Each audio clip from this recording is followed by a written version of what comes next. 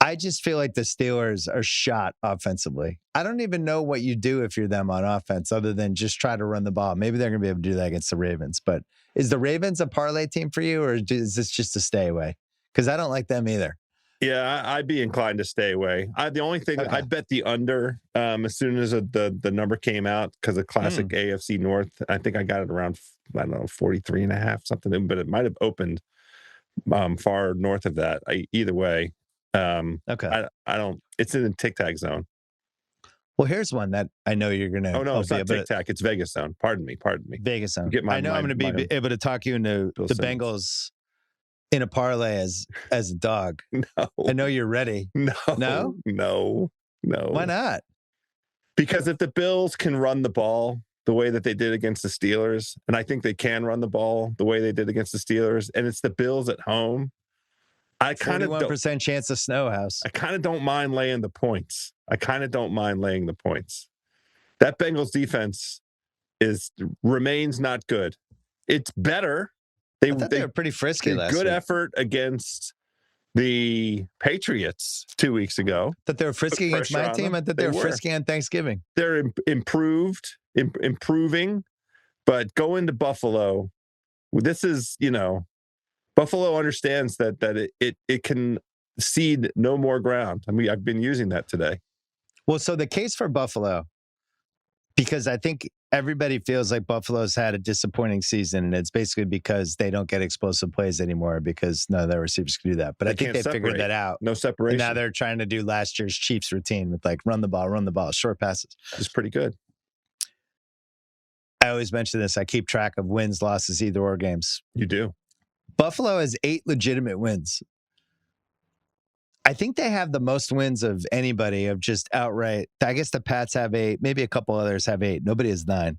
But they're 8. I have them 8-2-1. And the only either or game was that Ravens comeback game in week 1. Other than that, all their wins are legitimate. And I said this last week, that Texans Thursday night game, which seemed like a bad loss for them. They're playing on 3 days rest. They're playing a Texans team that I think you and I both love. And they almost won the game. The Bills. Very well suited, that Texans team, to turn Josh Allen into a one-dimensional player. Particularly well suited, the Houston team. With all of that said, Joe Burrow, with the playoffs on the line and the AFC North in absolute shambles, I just think he's going to move the ball. Okay. So maybe there's an overplay for us, or maybe it's like Bill's money in the over, something like that. Okay.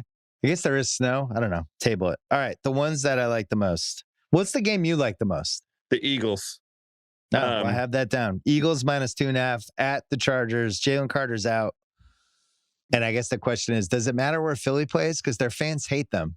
Aren't they better off playing on the road? Are they gonna get cheers or boos? Because the LA crowd isn't gonna be, there's no LA crowd showing up for It'll be the Philly transplants who live here, but they're all gonna be so grateful to see their team in person. They're not gonna boo the first time they go 3-0. Think about that. How good would that be? Grateful. It's like, thanks for coming to see me 3,000 miles away. It's gonna be a happy crowd. It's an incredible number when we don't know for sure that Justin Herbert's gonna play.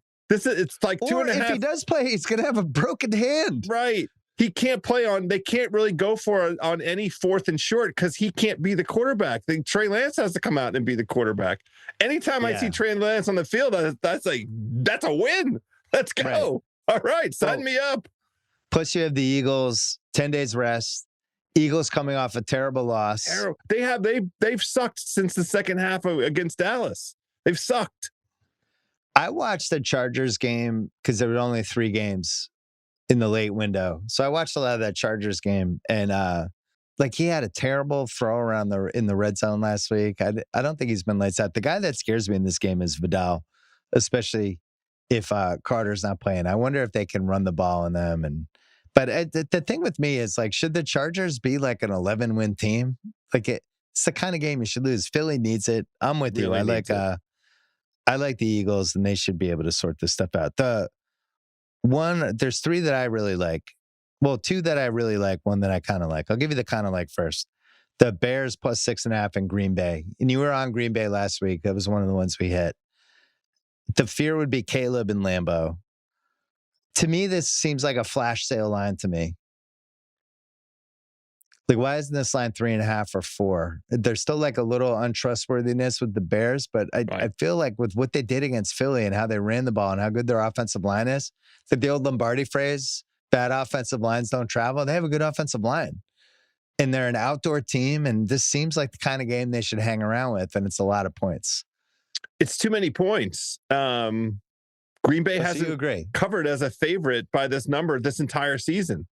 Green Bay is great when they're an underdog or where the line is tight. Green Bay by this number, like, look it up. They flat out just don't cover, don't come close to covering this number. I think the Bears. See, this what helps the Bears is that it's going to be freezing effing cold. It's going to be like single digit cold. Yeah.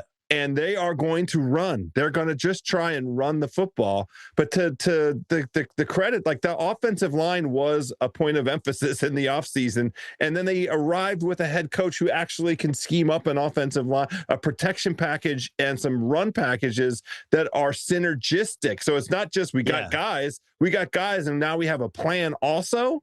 And the way that they ran against Philadelphia, now I don't expect a repeat of that. Because by EPA, Green Bay is pretty good, but they're only like middle of the pack in terms of win rate, in terms of defensive rush. But I think that the Bears will try and establish the run, and that creates at least a little bit of room for Caleb. Nobody's asking Caleb to go, win the game. If you are, then you're going to lose the game because we're still early in his career. But I think that 6.5 is a crazy number to me. I like that they're going to be able to block. I also like that the one great thing he has is the scrambling. His ability to get out of trouble 3-4, and Drake May does this too. 3-4 times a game, he can just, it seems like it's going to be a sack and it isn't. And as inaccurate as he is, it's still a good quality. I just think they hang around. I also felt like we had the Packers in that Thursday game. There was a few moments where they needed a first down, where they needed a play, and I never knew where they were going. And it would be like, whoa, Wicks made a play, and Dobbs. And it's like, I didn't really trust Watson will have his one play long, right? But I didn't really trust them series to series where they were going on like a 3rd and 7, 3rd and 8. And now Wicks is hurt. He's got the red flag next to him. I was nervous that whole game against Detroit. I mean, Detroit, played pretty good. They're in a lot of trouble. Different class, but the other thing, agreed, too many points for the Bears. Yeah, and I like that Chicago's finally got its secondary healthy, and it's a good secondary. Like, we've been waiting all season. Like, the highly touted Chicago secondary. This is the time that you need them against this Green Bay team.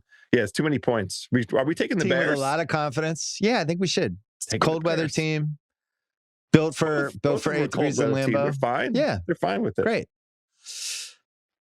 Jags, Colts. Can't believe we're doing that. Jags, Colts. Jags plus 1.5 against the Colts. You're making a face. Why are you making a face? I just don't know what to do with this game. All right, well, I'm going to tell you because this is going to be one of my picks. Oh, good. Okay. Thank God. Jags are plus 1.5. Why does it confound you, by the way? What confounds you? Because Jacksonville owns the Colts in Jacksonville. You'll hear the stat a million times. Raheem has it. He's been talking about it since Monday. The Colts haven't won in Jacksonville since 2015, something like that. Remember we were talking about home Browns? Outdoor Colts to me is a thing too. I thought Dimes looked terrible last week. He can't move. Great. Dimes can't move. That's the handicap, right? Bad weather. Because what they have to do, the Colts, is establish the run. They can't have...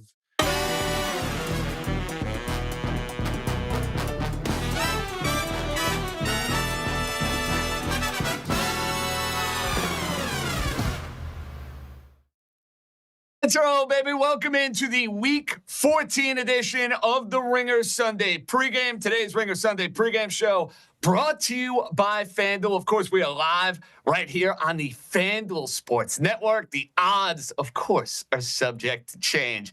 John Jastremski here in our New York studios. Let's welcome in the wise guys for this juicy, spectacular slate of NFL football. It's Cousin Sal in Los Angeles. Raheem the Dream Palmer back in Sin City, back in Las Vegas. Joe House, and the return of Jaden Daniels. He's in Washington, D.C.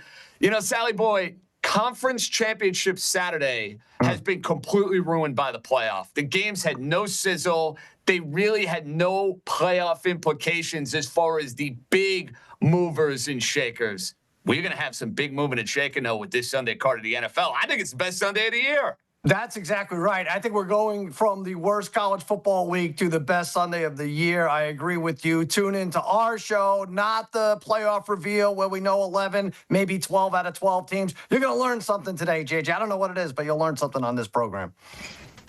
Understandable. Now, Joe House, there are a lot of great games on the card today. We have the Steelers and the Ravens. We have the Bears and the Packers. We have Jacksonville and Indianapolis. Big game in the AFC South. But as far as your anger level, 1 being the lowest, 10 being the highest, what is the anger level, amigo, with Jaden Daniels all of a sudden now making his return for a Washington team that is completely out of the playoff race? Well, it's a 5, and it'll be a 9.99 if the thing that's happened to him 3 times already this season happens again, which is that he gets hurt, and you know the risk reward situation here is out of whack. But we'll talk about that game soon enough. We will. Now, Raheem, full disclosure, you're in Las Vegas. It's a boxing weekend. And you go on one of your classic rants about how you are retiring from betting on boxing because of your frustrations when it comes to betting on boxing. Just a little food for thought, and I know you're red hot with the wise wagers. It's been a great NFL season for you. You know what you're getting with boxing, big boy. Come on, you're not allowed to complain.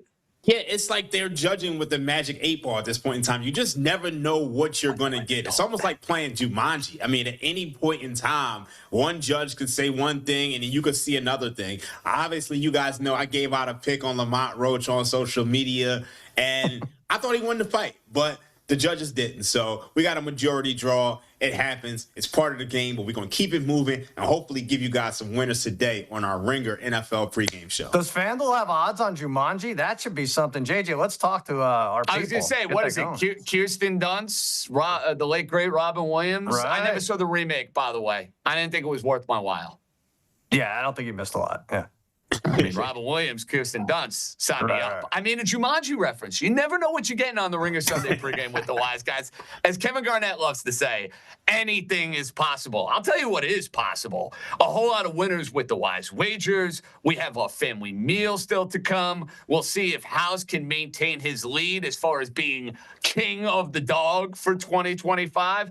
Let's get to this scintillating early window. We start with a matchup that always is top-notch. This year, though, it's a matter of 2 underwhelming teams, 2 teams that I absolutely detest. The Pittsburgh Steelers, who were offensively challenged against the Buffalo Bills. Aaron Rodgers is calling out his wide receivers. They put up 150 passing yards, for goodness sakes, against Buffalo.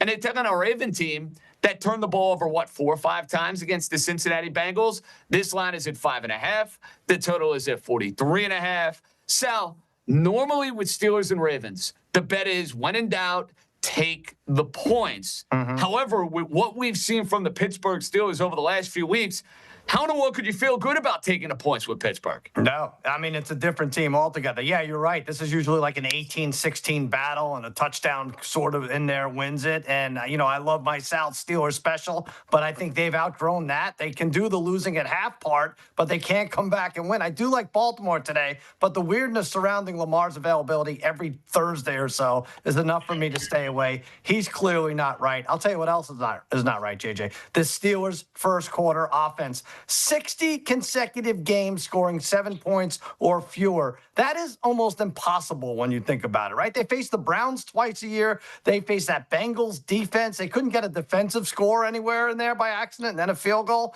I think it continues. The first quarter under has been adjusted, though, so that it's like tough to profit. But I'm going to zag and say Aaron Rodgers under 42.5 yards passing first quarter. Slow start against a fresh Ravens defense. The longest passes he's thrown this year have occurred in the second, third, and fourth quarters. He's taken 5 sacks in the first quarter. I think it's a lot of Jalen Warren, a lot of Kenneth Gainwell. There you go, House. Pittsburgh's first quarter woes continue, as do Aaron Rodgers' stats, under 43 passing yards in the opening 15. So, House, we've been working together now almost 4 years. I know you very well, amigo. And I know you love grabbing points in a Steeler-Raven rivalry game. This has been one of your calling cards. Like when I think about Joe House betting 101, it's when in doubt, take the points in this rivalry. But I know how out you are on this Pittsburgh Steeler team. What's the verdict on this one, buddy boy? Yeah, so the numbers support the underdog, and you mentioned it at the top. I mean, it's incredible. The underdog is 24-7-3 against the spread when Mike Tomlin goes up against John Harbaugh.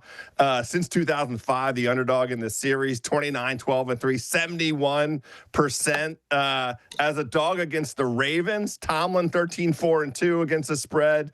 And you know, this whole thing sets up every single year as a head-to-head AFC North mano-a-mano kind of thing, low scoring.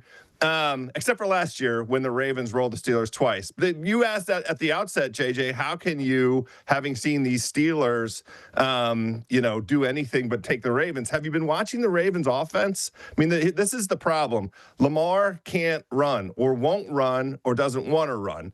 And he is, against a four-man rush, among the very worst quarterbacks over the last 5 or 6 games in the entire NFL. Negative EPA drop back against a four-man rush. You know who has a great four-man rush? The Pittsburgh Steelers, near the top of the NFL in four-man rush. Not blitzes, just four-man rush. Get up there and get after the quarterback. I think this thing just sets up for another dog kind of a situation. You get the crazy turnover stuff that happens when the Ravens and the Steelers play. It's a game where 3 points feels like the right number. So I'll just grab the 5.5 with the Steelers and hold my nose. All right, you're going to hold your nose. By the same token, Raheem, that Steeler team, whole lot of friction, everything going on with Aaron Rodgers. You had the crowd in Pittsburgh chanting "Fire Tomlin" as that game is unfolding against the Buffalo Bills. And I get House's point on Lamar Jackson. He looked awful against Cincinnati on Thursday. He clearly is not 100%. I just think from a vibe standpoint, though, the vibe is just so off on Pittsburgh. There's no way in the world I could get to the window here. So I can't get to the window on Pittsburgh either. This number doesn't make any sense. So let's think about this. Baltimore Ravens, they're laying 7.5 to Joe Burrow and the Cincinnati Bengals. But they're laying 5.5 to the Pittsburgh Steelers with Aaron Rodgers, who isn't a competent quarterback at this point in time. He was 10 for 21 last week. His completion over expectation was last amongst 32 qualifying quarterbacks last week. So how can you tell me that this Pittsburgh Steelers team should be power rated higher than the Bengals with Joe Burrow? That's just not the case. So from a numbers perspective, you almost have to take the Baltimore Ravens here. But the problem is, as House spoke about, these teams tend to play a lot of one-score games. The last 11 Steelers-Ravens games have been within one score. So ultimately, you're battling history versus the teams that you have now. And one thing I will say is that, look, you'll say that this Baltimore Ravens team, the offense isn't the same. But if you go back to that Bengals game, and I do believe that a lot of NFL games that kind of take on a life of their own, if Isaiah Likely doesn't fumble at the 1 yard line, they have the lead. And this is a completely different game. A lot of times, you have one of those, fumbles or a turnover or an interception, and it totally changes the life of the game. And I think, if the Ravens get up, they could win this with margin. So I'd be looking the Ravens' direction, but I also will be looking under because I do not trust this Steelers offense at all. Ravens, to me, great teaser leg. Throw them into moneyline parlays and a little food for thought. They played twice in Baltimore last year, and in both of those matchups, Baltimore won and covered with relative ease. All right, let's move on to the marquee game of the late afternoon window. The Chicago Bears, who are one of the feel-good stories in the NFL, they all of a sudden have become a cover machine. They go to Lambeau Field to take on the Green Bay Packers. Green Bay's defense outstanding. Green Bay coming off the big win against Detroit on Thanksgiving Day. Lining this one at 6.5. The total at 43.5. Sally boy, these Bears done me dirty. They did me dirty last week against Philadelphia Eagles. Rumor has it, this is a wise wager for you. We got to get off the schneid. We got a hell of a race for that top spot for our big WW trophy. Are you rolling with the favorite? Are you taking the points here? Rumor confirmed, Green Bay -6.5. Yeah, my wise wager title is rickety. The trophy itself is rickety, too. I can't believe it hasn't fallen apart yet. So, got to get back on track, JJ. Do I feel good having lost 2 in a row? No. Do I feel good bouncing back with a pick that you also are going with for your best bet? Absolutely not. No, let's get this together. Positivity. I am going to be positive. I am positive that Chicago is a fraudulent team. I'm saying it. Packers -6.5. Bears 5 straight wins by single digits. The number 1 seed drops to number 7 with a loss here. So that's what we're going to see, and that's what they're going to do against the Packers, lose and by 7. Greatest rivalry in sports? Someone tell the Bears that. They're 1-11 straight up against the Packers in their last 12 meetings, 2-10 against the number in those games. They've turned it around this season, kind of. They have 17 interceptions, which is phenomenal. And still with that, 26th ranked scoring defense, 28th ranked rush defense. I expect a big game out of Jacobs. I think we see a gutty type performance from Jordan Love like we did on Thanksgiving. And on the other side, Green Bay starting to look like we all expected they look defensively. Micah, 2.5 sacks on Goff. 110 pressures for this team on the year, 32 sacks. I think Caleb Williams is in a little trouble today, and Ben Johnson keeps his shirt on, thankfully. Pack 31, little brother Bears 19. Let's get this, JJ. You know, Sal, I'm looking forward to the hype videos on the Guest Alliance pod where you're going to start ripping your shirt off after you beat Simmons for the 2025 season. I don't know. Rumor has it that's the trend these days. You're just trying to keep up with the cool kids. Raheem, you have a play on this game. And to our pal cousin Sal, as you compete mano-a-mano for this Wise Wager trophy, you say, not so fast, buddy boy. Yeah, I'm going to go with the Bears on the money line, plus 250 for my man's best bet. Look, let's look at this line. The Vikings close as 6.5-point underdogs to the Packers. So how can the Bears be 6.5 in the same spot? And you look at since week 6, the Bears have been the second most efficient rushing team in the league. So we saw last year with the Philadelphia Eagles. If you can run the ball and you can force turnovers, that's a winning recipe. Now, a lot of people will say this Bears team, they're fraudulent. Obviously, they're first in takeaways, first in turnover differential. But I think it says a lot more about them that they've been doing this and they haven't been healthy defensively. They got 2 of their corners back in Jalen Johnson and Kyler Gordon. So I think that makes them dangerous. And you look at this Packers team, to me, they've been very inconsistent all year. They lost to the Browns. They lost to the Panthers as 13.5-point favorites at home. They tied against the Cowboys, a Cowboys team who had no defense at the time. And then they lost to the Eagles, who only scored 10 points. So a lot of people will say, oh, what is the Bears' best victory?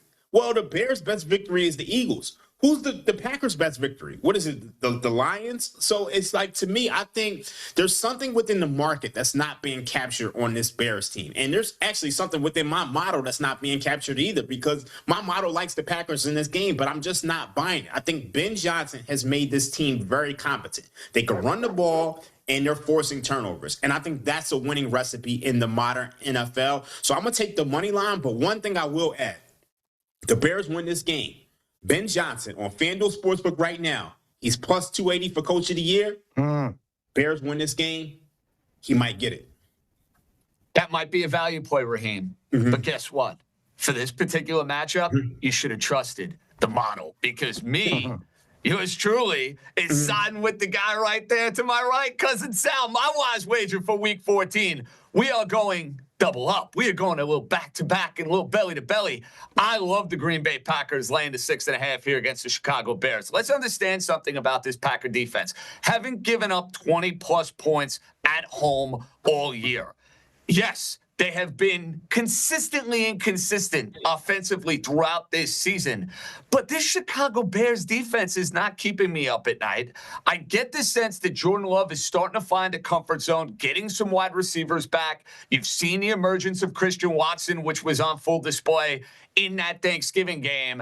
And I just am waiting for the reckoning for this Chicago team that has been finding ways week after week after week after week. And the difference in this game is going to be Chicago will not run the ball the way they did against the Philadelphia Eagles, which means it's going to have to be a lot more Caleb Williams. Caleb Williams is going to have to beat the Packer defense. Newsflash, I don't think he's up to the challenge. I am laying the 6.5. I think it's going to be a cheesehead party. I've been waiting to get my revenge on the Chicago Bears. I've been thinking about it now for the last 8 days.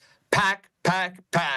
Where's my cheesehead? Get the bundle to send it my way. That's my wise wager for week 14. Now, House, final guy to weigh in on this game. I know where you and Simmons lie because I listened to whatever. I was going to say guess the lines. The Friday pod. I heard it when I was driving back from SNY, and I know you guys are both on the Bears. Was this a Simmons play or a House play? That I forget. It was mutual. We both finally got ourselves to a place where we were comfortable, and just having seen the innovation out of Ben Johnson with this rushing scheme. But to me, Dream hit on the most salient point. What world are we living in where the Green Bay Packers were favored at home by 6.5 points against J.J. McCarthy, and 2 weeks later, it's the exact same line against the number 1 seed in the NFC at the moment. And look, the Bears' rush attack is legit. It's unimpeachable. You can't poke any holes in it because they have established a run scheme that teams are having a hard time figuring out. Look no further than the Philadelphia Eagles last week. The thing that tips it for me, and the reason I feel like this is too many points, is because there's some injuries on the Green Bay side, especially Lucas Van Ness, who is really important up front in terms of slowing things down. The other aspect that hasn't been really discussed or factored in, Caleb Williams has been outstanding scrambling, and he has been very effective, and that's something that's very hard pressure-wise for a defense to account for. So I just feel like the number's too big. I'd probably stay away if it had been 3.5, something like that, but at 6.5, got to play the Bears. Split action on one of the biggest games of the week. I absolutely love it. Sal, we'll be celebrating around 8 o'clock Eastern. Just listen, I hope so. If not, I'll go poor betting against this Bears team. I'll do it next week. I'll do it the week after. It's got to come to a head at some point, JJ. I think here's the thing. I think the betting markets and even my model, it's not taking into account what the Bears are. And you look at the fact that they've had injuries all year long and they're starting to get healthy defensively. So you almost kind of have to throw away some of the stuff from earlier on in the season. And then also, if you look at the fact that they threw that game away against the Vikings, if they don't throw away that game, they're 10-2 right now. So I just think there's a level of competency that they have that just the market just refuses to capture. So I'm going to keep playing the Bears. I think I might have played them like 5 weeks in a row in some way, shape, or form. I'm going to continue to play them just because I think Ben Johnson is really that dude. And Raheem, for what it's worth, what's that NFC North Chicago Bear bet you may have? 9-1 on them to win the NFC North. And, I probably significant game today, buddy boy. Significant. I probably should be hedging, but I'm crazy. I'm not built like that. I want to you're wired and built different, as the kids like to say. You are built different. Okay, let's move on. Colts, Jaguars. Fascinating game in the AFC South. The AFC South all of a sudden now totally up for grabs. Colts have come back to the pack. Jacksonville continues to win. We'll get to the Houston Texans, who are alive and kicking as well, a little bit later on in the show. Dream, I'm starting with you on this game because I know you well. See, this is what happens when we work together for a long period of time. Yeah. Raheem always brings up this excellent factoid when it comes to the Colts and the Jaguars. If I'm not mistaken, Raheem, the last time Indianapolis won in Jacksonville, Mr. Andrew Luck was the quarterback of the Indianapolis Colts, was he not? Yeah, September 21st, 2014, the Colts defeated the Jaguars 44-17. Since then, they've lost like 10 consecutive games. So this is very tough for me because obviously, look, these trends kind of don't matter. You're talking about the days of when Mike Mularkey was head coach. But ultimately, I'm kind of like, I don't know. It still gets to me. As much as I just want to focus on the here and now, it still bothers me. But, more important than that, I don't know how to back Daniel Jones at this point in time. Obviously, look at his season numbers. He was 7th in EPA per play plus completion over expectations, 6th in success rate. But over the last 3 games, since the Week 9 loss to the Steelers, he's 29th in EPA per play and 22nd in success rate. So it's pretty clear that his leg injury, he's unable to do certain things. And I also think it's hurt the rushing game. You don't have that RPO with Jonathan Taylor. So I think it's hurt Jonathan Taylor as well. But, the Jaguars, they've been banged up defensively. I can make the case for both sides, but ultimately, I mean, there is some weather issues here, so I'm probably going to stay away from this. But if I had to play anything, I would probably take the Jaguars. Well, I'm not staying away from this one. I'm all over Jacksonville. Here's a dirty little secret. Daniel Jones can't move. Can we acknowledge the fact that the quarterback for the Colts, who got off to this rip-roaring start, who was an MVP candidate over the first half of the year, is playing with a potential fracture in his leg? All the trends on the side of the Jaguars, they're running the ball, they're playing defense. House, you know I'm not the biggest Trevor Lawrence fan, but I am all over Jacksonville in this spot. You, sir, have decided this is an SGP game. I am very curious to see how we drew it up. So what's the SGP for Indy and the Jags? Yeah, the nice thing about this, JJ, is you don't have to be a Trevor Lawrence fan. You can just be a Liam Cohen fan. And Liam Cohen, it seems, has finally figured out what he has in Trevor Lawrence, which is a first read option that Trevor Lawrence will throw the ball to. But look, I like the way this Jacksonville team is rounding into form. They had a really rough stretch of 4 road games out of 5. They went 4-1 over that stretch. So I'm just playing a little SGP here. Jacksonville on the money line.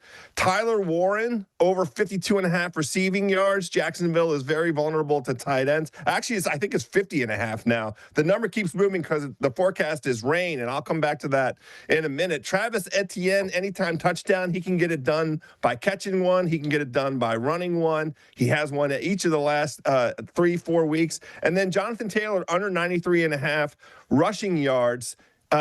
Dream hit on it. If Daniel Jones can't set up the RPO, then it really does impact Jonathan Taylor. And historically, Jacksonville's done a very good job against Jonathan Taylor. This is a situation with the Colts outdoors. We've watched them all season long. Not that great outdoors on grass, playing in the rain with an immobile quarterback, no RPO threat, and missing the best coverage corner in the NFL in the form of Sauce Gardner. So let me have Jacksonville money line. Tyler Warren gets over 50.5 rushing yards. Travis Etienne anytime touchdown. Jonathan Taylor under 93.5 rushing. At least plus 770 on the FanDuel Sportsbook. Let's go. This is a really fun SGP. I will absolutely be tailing this SGP. Jaguars. Sorry, Anthony Dabbundo. Sal, that's a bet we made at the beginning of the year. It's weird because I felt really strongly and passionately about Jacksonville in August and in September. Then I watched Trevor Lawrence play each and every week, and I say, oh, goodness, why did I make this bet? What am I doing with this in my portfolio? And now all of a sudden I'm like, hey, guess what? It's got a new lease on life. So our Jaguar to win the division bet, very much alive and well. You're rooting for that. I'm rooting for that. And Daniel Jones and his injury, I mean, it should not be understated the problematic nature it brings to the Colts. You're going to look to take advantage of that. No doubt about it. Yeah, it's weird, though, JJ, right? The more the Jaguars win, the less confident I am in them because you see them play. But for the game, you guys talked about it, sloppy conditions. I don't really have a lean on it anyway. You feel like the Jags can't win 4 in a row. Not sure we've ever seen it. On the other hand, this Colts team, not 100%. You, Raheem, House, you already talked about it. The signal caller, Daniel Jones, I'm predicting will amass fewer than 6 yards rushing simply because he is not taking off. Not in a design fashion, at least. You guys mentioned it. 4 of the last 5 games, he's had 3 carries or fewer. 1 carry last week for 1 yard. It's just not part of the Colts offensive playbook right now. He has too many broken bones in his legs. It's that simple. Same reason I no longer help put up the Christmas tree, JJ, which I saw you as a man walking through the streets of New York with a Christmas tree. That's right, baby. That's right. Flexing. That's how. Skinny man can flex every now and again. With a big fat tree. Good job by you. But so let's go with Danny Dudlegs under 5.5 yards for my player prop. Boys, we have so much coming your way. You want to check out our YouTube stream. We have a fan poll with Cousin Sal and JJ, with Raheem and House as far as Packers Bears, Sunday Night Football, Monday Night Football, Wise Wagers, Family Meal, all that more. It's the Wise Guys right here on the Ringer Sunday Pregame. We're coming right back. Great.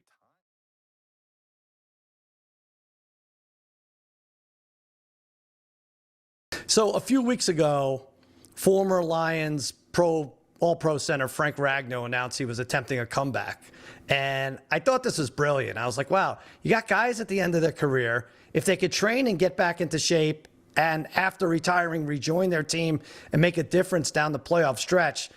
Could we see a lot of this? And then he failed the physical. But what do you think about this plan in general? Is this a realistic plan for some retirees?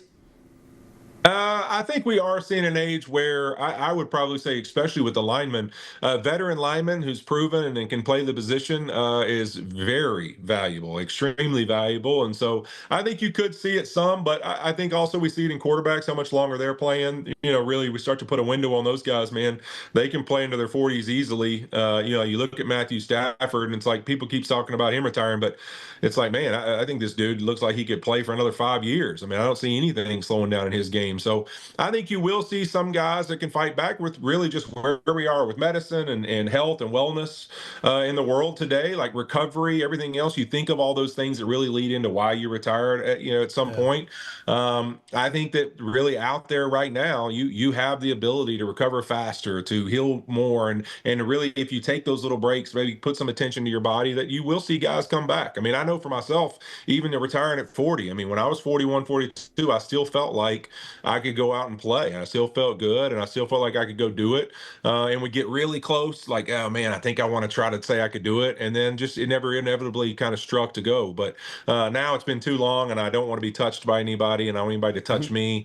So I have no interest in hitting anyone again. Really? So, but yeah, no, it's zero. What if Aaron Donald calls you and is like, Whit, let's do this. Come on, one last round. We can get a title for the Rams. Well, that's because I'm scared of Aaron Donald. I'm scared of him, and I would do whatever he tells me to do. So if he calls me and says, "Yeah," then we're back. We're going. But no, it would take something like that. It'd have to be a group of guys that say, "Hey, let's all go do this together." With AD, I would probably do it. I feel like I could still go. I feel great, so I think I could still go, but no interest. I don't want to feel that way again. All right, I can go to the bathroom in the mornings without holding on to the walls and waddling. How do you do that? I haven't done that in years, and I didn't play one. That was my favorite story. 8 months after I retired, I went to the bathroom like maybe in October, November, early in the morning, and I'm like laughing coming out of the bathroom. My wife's like, "You are a psychopath. What's wrong with you?" And I'm like, "Babe, I just went to the bathroom and took my morning pee, and I didn't have to hold onto a wall. I didn't have to like waddle. It was awesome. Like, this is the best I've ever felt in my life. I don't even know the last time I felt like this. I felt like I'm 8."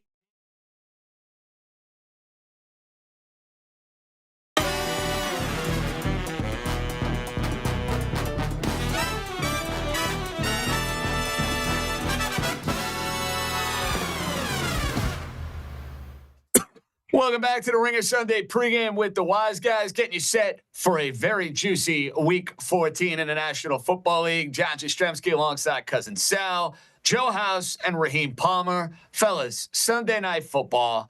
Can't wait for this game. The resurgent Houston Texans. They may have the best defense the league has to offer. Going into Arrowhead to take on a Chief team that basically needs to run the table or come close to it in order to go and make the postseason. The Chiefs with a ton of offensive line issues. Andy Reid proclaiming earlier in the week, his boys are going to go and run the table. I know this about Raheem Palmer.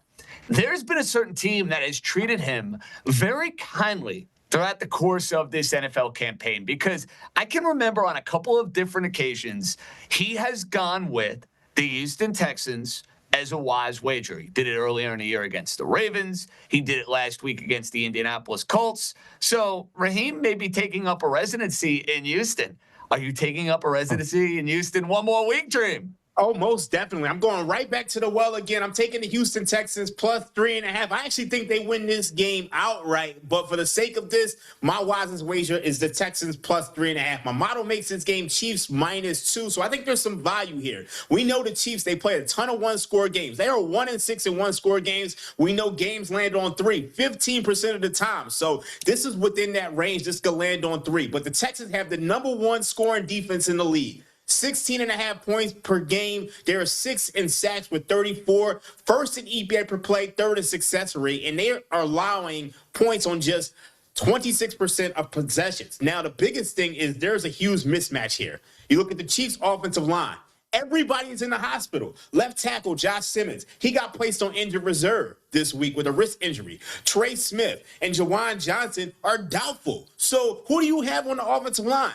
This is a worse offensive line than the one we saw in the Super Bowl against the Tampa Bay Buccaneers. This is a worse offensive line than the one we saw in the Super Bowl against the Philadelphia Eagles.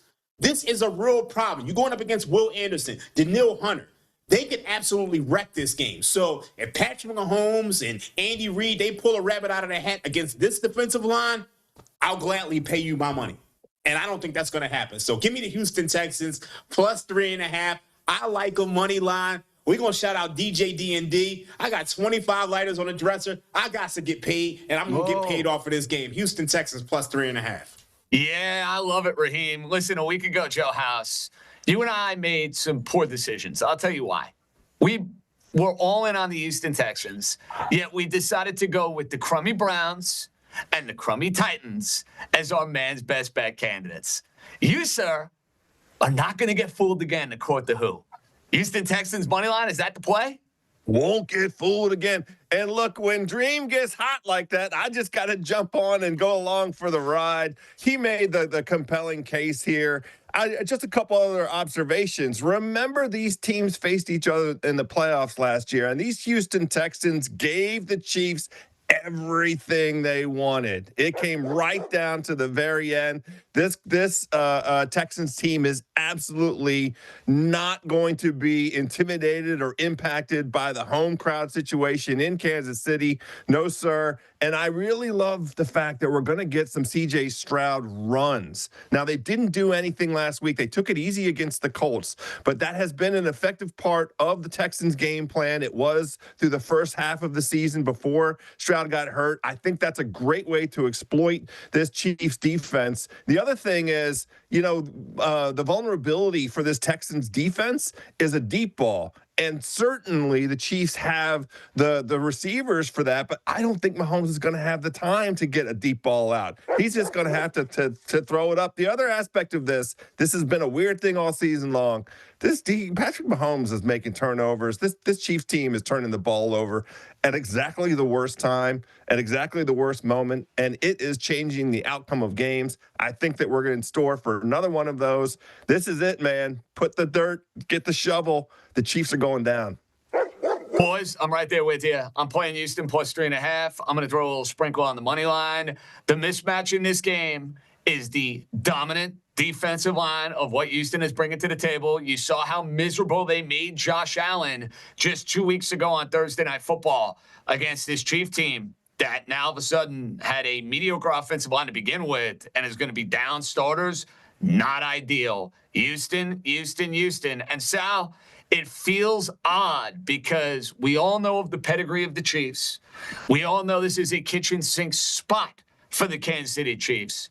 Yet the three of us say we don't care. We're still taking Houston. Doesn't that tell you something? Oh, Mike, this is such a good game. I just don't see where the points are going to come from. Can they play 10 on 10 so we can get some excitement? That's a little early morning Collinsworth for you. But you're right, JJ. This is weird because, man, this is the second week in December. Where are we? And everyone's going to go, oh, the Chiefs are laying points. I have to run away from that. But as much as you like the Texans, JJ, you said it, like, you are really, this is it for the Chiefs. If they don't run the table, if they don't catch the Colts, this is going to be it. And Hal said, that's it. We're throwing dirt on them. I'm not ready to do it yet. I was thinking about taking under 41.5, but decided it's the Chiefs defense that's going to make a difference here, especially late. Team Spagnuolo has been lights out in the second half. Check it out. Last 4 home games, as a matter of fact. Third, fourth quarter, and there was an overtime in there. The Chiefs defense allowed 13 total points. That's in 4 home games, second half. Lions and Colts are included in that cluster, not just bad teams. I see a 19-17 type game with nothing doing from Stroud and the Texans in the final 30 minutes. Take the Texans' second half score under 8.5 points. I don't see a lot of offense out of them. Yeah, I think that's a good point. If you like Kansas City in this game on Sunday night, Steve Spagnuolo's unit has got to be the difference in the game because you have to imagine it's going to be tough sledding for Kansas City, Mahomes, and that offense because who's slowing down this Houston defense? So Kansas City wants to keep their season alive. The defense better come to play. Monday Night Football, another fantastic game. A lot of uncertainty at the moment surrounding Chargers quarterback Justin Herbert. Had that fracture, non-throwing hand. All week, Jim Harbaugh has been adamant he is going to play. He's going to give it a go. All right, so we have that news. We also know that Jalen Carter not going to play for the Philadelphia Eagles. That changes the calculus as far as what Vic Fangio wants to do defensively. House, speaking of playing the hits for you this year, the Philadelphia Eagles have been a big part of it. Are we going to be playing a little Motown? Are we going to be playing a little Motown to Philly? Maybe? Yeah, I have been wondering about the market with this Eagles team kind of all season long, and there's been some occasions to fade them when they're a big favorite, like they were against the Bears. We knew to be suspicious, but I'm really confounded by this line. Right now, it's the Eagles laying 2.5 on the road at the Chargers. Well, in the first place, reminder to everybody that that's not really a road game. There will be Philadelphia maniacs in those stands out there in Los Angeles. But to me, I don't get anything less than a field goal with the uncertainty surrounding Herbert. It feels like an absolute bargain because even if he does go, I have no confidence that he's going to play the entire game. I mean, that broken hand means he can't play on 4th and 1. That broken hand means, he can't go scramble. That's been one of the most important angles of this Chargers offense. He's been scrambling terrific this year, Justin Herbert. He can't go do that because he can't go down on that hand and re-injure it. So I think that this Eagles defense, coming off of the way that they were embarrassed against the Chicago Bears, I'm not worried about the return of Amari Hampton. I'm definitely not worried about Kamani Vidal. Not with that Chargers offensive line. I think the Eagles will be able to get home with a 4-man rush, and I'm not really scared of any of the Chargers receivers getting open downfield. So I don't have a theory for how and why it is that the Eagles are going to score a bunch of points, but it might only take 17 points, 17-14. That's a win and a cover for the Eagles. Sal, the vibe with the Eagles, despite the record, is absolutely atrocious. As someone that hosts New York, we'd kill to have a team with the record like the Eagles and the storylines they have, as opposed to the slop that I got to watch week in and week out with the Giants and the Jets and the season's being over by Halloween, for goodness sakes. But I know what the deal is in Philly. You know what the deal is in Philly. You want to fade them this week. Explain. I honestly don't know why they're favored. And by 2.5 points, really? Like, I'll have to check with Kirk Herbstreit's dogs model, but I don't know. I don't get the 2.5. And I do understand what House is saying. They're going to have a lot of fans at SoFi, but it's not like they haven't disappointed their fans before. We saw what they did in that Chicago game last week. But the truth is, honestly, think about it. Without Lane Johnson, without Jalen Carter, this is a pretty average team. You can romanticize about the Saquon Barkley days of the past, or you could see that he has 1,000 all-purpose yards fewer than he had last year at this time. And I know Herbert comes in banged up, but I'd worry about Hurts' ineffective right hand more than Herbert's skimpy left hand. When Philly's coming off a loss on the Sirianni, 8-15 against the number in their next game, 1-4 against the spread last 5 Monday Night Football games. Like I said, Saquon's struggling. I do like that Amari and Hampton is back, and Kamani Vidal is doing great things. And I think LA is just a better team right now and the better pick. Chargers win a close one, 23-21. Grab the couple points. All right, so Sal and House heads up on Monday Night Football. Raheem, you're seeing some value. That total is low, 41.5. It's a low total, and I get it from an Eagle standpoint as far as the way their offense has struggled. There's uncertainty with Justin Herbert. You think this is an ugly Monday night game? Yeah, I think this is really ugly. And I'm actually inclined to agree with Sal here. Initially, I did like the Eagles when I thought Jalen Carter would play. But now that he's out, I think that changes the calculus here. And then also, I don't like the fact that Lane Johnson isn't playing. We know about this Eagles offense. You look at the Eagles offense, last 4 weeks, they're averaging 15.5 points per game in games against the Packers, Lions, Cowboys, and Bears. They've basically played the Houston Texans defense, which I've raved about for the last 4 weeks. So they can't score points. And if you look at Justin Herbert, House already broke down everything with his hand. But more importantly, this team has really struggled to protect the quarterback. So I don't see a lot of points in this game. I do like the under 41.5. I also think you can go first half under 21.5. And then if you're looking from a props perspective, Justin Herbert's passing yards are at 209.5. I think you can go under on that. And I also think you could be looking at running backs like Amari and Hampton. I think Amari and Hampton is going to get a touchdown.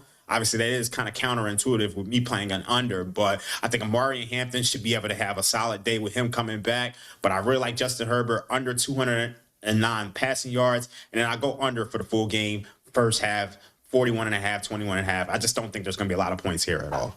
A lot of split action for the wise guys on these games, which I absolutely adore. House, I'm with you. I think it's a bounce back spot for the Philadelphia Eagle offense. I think the Chargers are going to have a lot of trouble against this Fangio defense moving the football with Herbert being compromised, playing in front of an offensive line that leaves a whole lot to be desired. I get no Jalen Carter, but I think Fangio has enough to go and scheme this baby up. I would roll with the Philadelphia Eagles. So I love it. Everybody kind of conflicted on these big games of the day. It's what we want around here. Now, this next gentleman has become a pal of mine at the Ringer. He is a new employee, and I think he is the only other resident Miami Dolphin fan. So Billy Gill and I have been doing a lot of side texts on the pathetic nature of our football team. Rumor has it, Billy right now just wanted to chime in. He's on vacation. There's a lot going on, but he wanted to join the party. You got a guest pick for us, Billy Gill. Let's go. Hey, wise guys. It's Billy Gill. As you can see, I'm joining you from a very bright and narrow room. Am I being held against my will? No, I'm being told I'm not. But I'm here to talk to you about the Bengals and the Bills. This is a game that 3 years ago we probably would have thought Sunday Night Football, Monday Night Football, AFC Championship game preview. But, Patrick Mahomes has made it his mission in life to ensure that Joe Burrow and Josh Allen and Lamar Jackson are never going to win anything in the AFC. So instead, we're getting this at 1 o'clock on Sunday. Wow, what a treat for us, huh? So the 8-4 Buffalo Bills, 7 seed right now in the AFC. Who would have thought, right? But this Drake May is really making things difficult for the Bills. They're taking on the 4-8 Cincinnati Bengals. Joe Burrow made his return last week on Thanksgiving. What a show he put on. The Bills, 5.5-point favorites. The weather calls for potential snow showers. And you know what they say about potential snow showers? So I'm going to take the Bengals plus 5.5. Joe Burrow is 2-0 lifetime against Josh Allen, once in the playoffs, once in the regular season, and once in the DeMar Hamlin game. So that one was kind of canceled. We scratched that one from the record book. So 2-0 for Joe Burrow over Josh Allen. I think the Bills are going to win this one, but I think the Bengals are going to cover. And don't be surprised if the Bengals actually do end up winning this game. And if they do that, then you know what they're going to do? They're going to not jump into the playoff picture, but they're going to jump from 4-8 to 5-8 in the hunt. At 5-8, 3 games under 500. Take the Bengals plus 5.5. Thank you, Billy Gill. I knew I liked you because for my man's best bet, I'm rolling with smoking Joe Burrow. I'm rolling with Joe Cool, who is returning to the scene of the crime. It's Orchard Park. It's Western New York. There's snow in the forecast. And I want to remind everybody, the last time in Orchard Park, we saw Josh Allen and Joe Burrow go to battle. Joe Burrow got the better of Josh Allen. I think the vibe around the Cincinnati Bengals is completely different. Now with their quarterback all of a sudden back in the fold. Here's the dirty little secret about the Cincinnati Bengals. They have done a much better job running the football over the last 10 games. Their defense actually found a way to force some turnovers a week ago against the Baltimore Ravens. And now all of a sudden Buffalo's fixed because they beat a broken Pittsburgh Steelers team. I think you see Cincinnati with the return of T. Higgins, the great Jamar Chase, and smoking Joe Burrow go into Western New York and win this game outright. I think the Cincinnati Bengals are still alive in the AFC North. I want to sell Ravens stock. I want to sell Steelers stock. Cincinnati, Sal, is my man's best bet. They're winning this game, and it is going to be the Joe Burrow show, and everybody around the NFL is going to remind, hey, remember that guy? Remember how good he is? Yeah, he's going to show you today. Wow, I wish I could share your enthusiasm, but I'm going the exact opposite way. And then some. I'm laying points. Bills minus 9.5 adjusted, JJ. This is a better matchup on paper than we would have thought a month ago. Good for Cincinnati to obviously have Burrow back, but I don't think it's going to be enough. This is, pretty much all must-win games for Buffalo. I know you make the case for Cincinnati too, but the Bills have a more realistic shot. And remember, it was only a couple years ago they won 6 in a row to get into the playoffs. Now they're up against the Bengals, 28th best red zone and 31st run defense, which is not good timing as the Bills running game is red hot. They set a record for an opponent in Acusure, Hines, Three Rivers, the Sphere, wherever they play now. They led by James Cook, 144 yards last week. And I haven't even mentioned Josh Allen yet. He could light up the corners. They've won some games handily in front of Bills Mafia. They won a couple by 12 and 10 this year. I have a feeling that it's going to be a good old-fashioned Jim Kelly, Thurman Thomas, Bruce Smith, Orchard Park beatdown, JJ, coming versus this erratic Bengals team. I'm laying the adjusted 9.5. Bills take this 34-22. Wow, big day for Josh Allen and James Cook, according to our guy, Cousin Sel. More disagreement. I love it. I love it. I love it. Raheem, this game with a total at 53.5 profiles so beautifully for an SGP. You could get on board with a Cincinnati leg or two. Obviously, Allen and Cook, you could play them. How are you looking to drop an SGP? So this is interesting because you see the weather right now, and you're talking about tons of snow. There's not a lot of wind. So this total has actually gone up from 53.5 to 54.5, 55 range. So you could have a good snowber tonight, as they call it. But I'm going to go with SGP. I'm going to go with James Cook over 99.5 rushing yards. Look at the Bengals. They are allowing 153 rushing yards a game. Yes, 153 rushing yards a game. If it's snowing, the one thing about snow is that the offense knows where they're going, but the defense doesn't know. So you can see a lot of slipping, and I think James Cook is going to be able to run the ball at will. Next, we're going to go with Josh Allen, over 1.5 passing touchdowns. I told you that the total was going up. Josh Allen at home, he has his number one weapon back in Dalton Kincaid. And if you look at Dalton Kincaid, this is a guy who he should be able to dominate against this Bengals defense who struggles to defend tight ends. And we're also going to go with Dalton Kincaid anytime touchdown score. That pays about 6.5 to 1. So that's my SGP. Okay, House, I'm reminding you of something. You will not make a play in the Bengal-Bill game based upon the weather forecast. Just a friendly reminder from your resident New York resident. Yeah, and the way I would have played it is completely weather independent. Just doesn't matter at all. I was so close to grabbing the Bills as my wise wager. I love the case that Cousin Sal made, but I got into the numbers a little bit here, and very quietly, this dead last Bengals run defense, the worst run defense in the NFL through the first 10 weeks, has quietly become a top 10 run defense over the past month.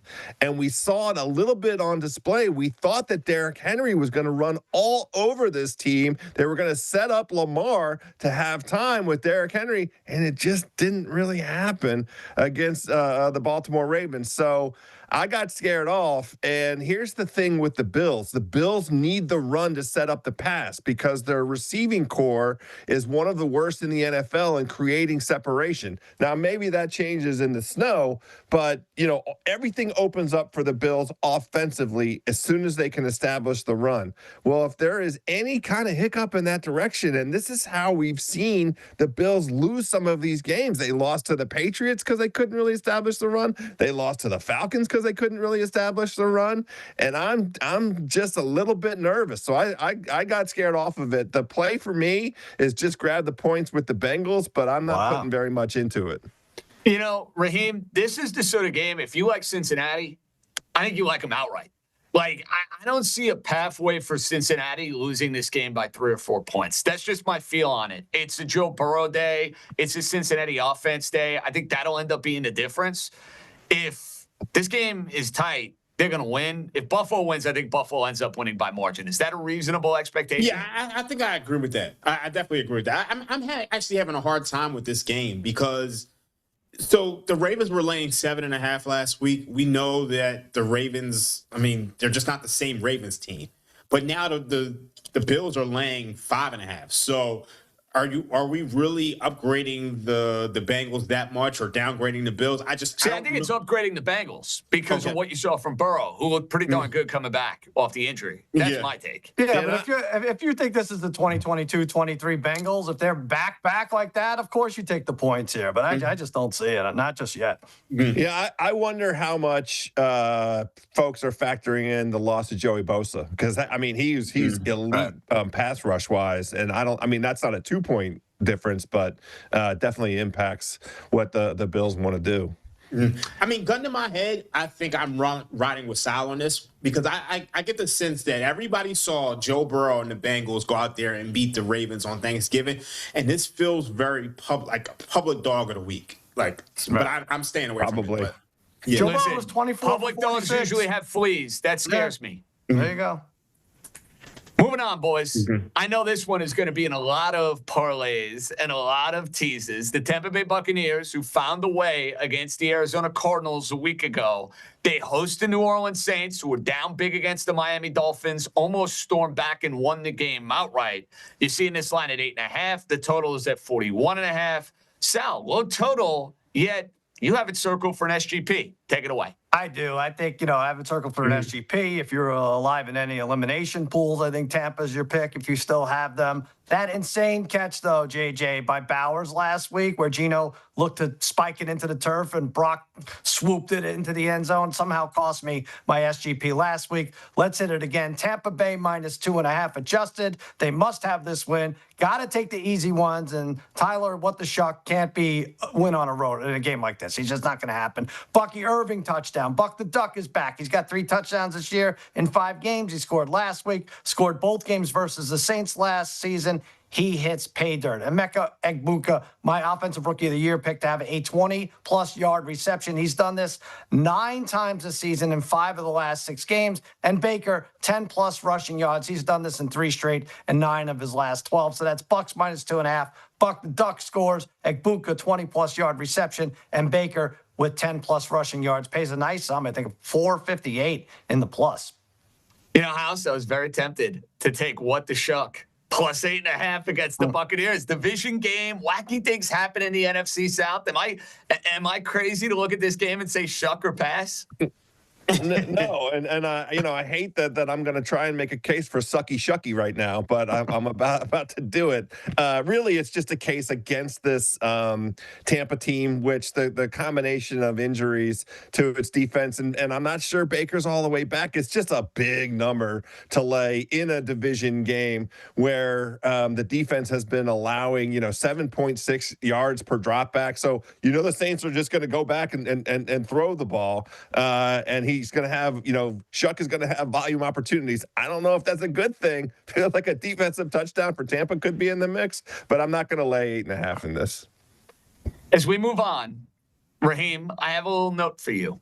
Titans-Browns, the line is at 3.5. The total is the disgusting 33.5. I thought you were going to mention in our production meeting on Friday, we got to move this one up because of Shedeur Sanders, baby. Oh my God, I don't know what to do with this one. I think we did move it up. We're ever going to see Shedeur Sanders laying 3.5, 4 ever again? So there's some people within the market who say, you know what, just give me the Titans. But how can you bet on this Titans team? Like, friends don't let friends bet on the Titans. Yeah, except I did it last week, and it was a disaster. So you're absolutely right. This is a game I am avoiding like the plague. No thank you, not putting 1 cent of my hard-earned American dollars on either this crummy Titan team that never covers, although they did have a 3-week stretch where they did cover. I didn't bet on that. I bet on them against Jacksonville, and the game was over from Jump Street. Be that as it may, or putting my money on Shedeur Sanders. I'm not even putting this in the 4 box, let alone putting money in this game. No. 4 box. I don't want any 8 box. You give me an 8 box. I don't want any 8 box.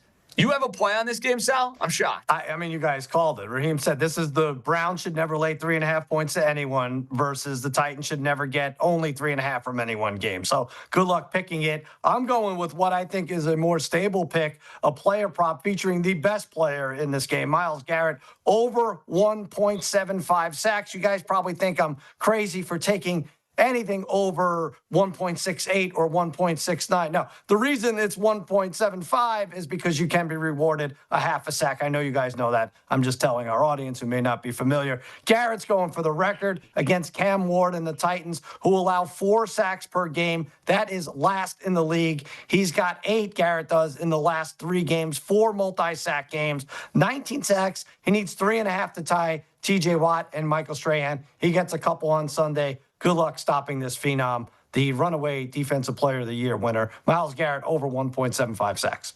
True story. If you go on FanDuel Sportsbook right now, Myles Garrett is minus 800 to break the single season sack record of 23 and plus. And if you look at, they also have Myles Garrett to record 25 plus sacks at plus 115 on FanDuel Sportsbook right now. So I like this bet, Sal. It's really just if he gets injured or not, right? He's got this.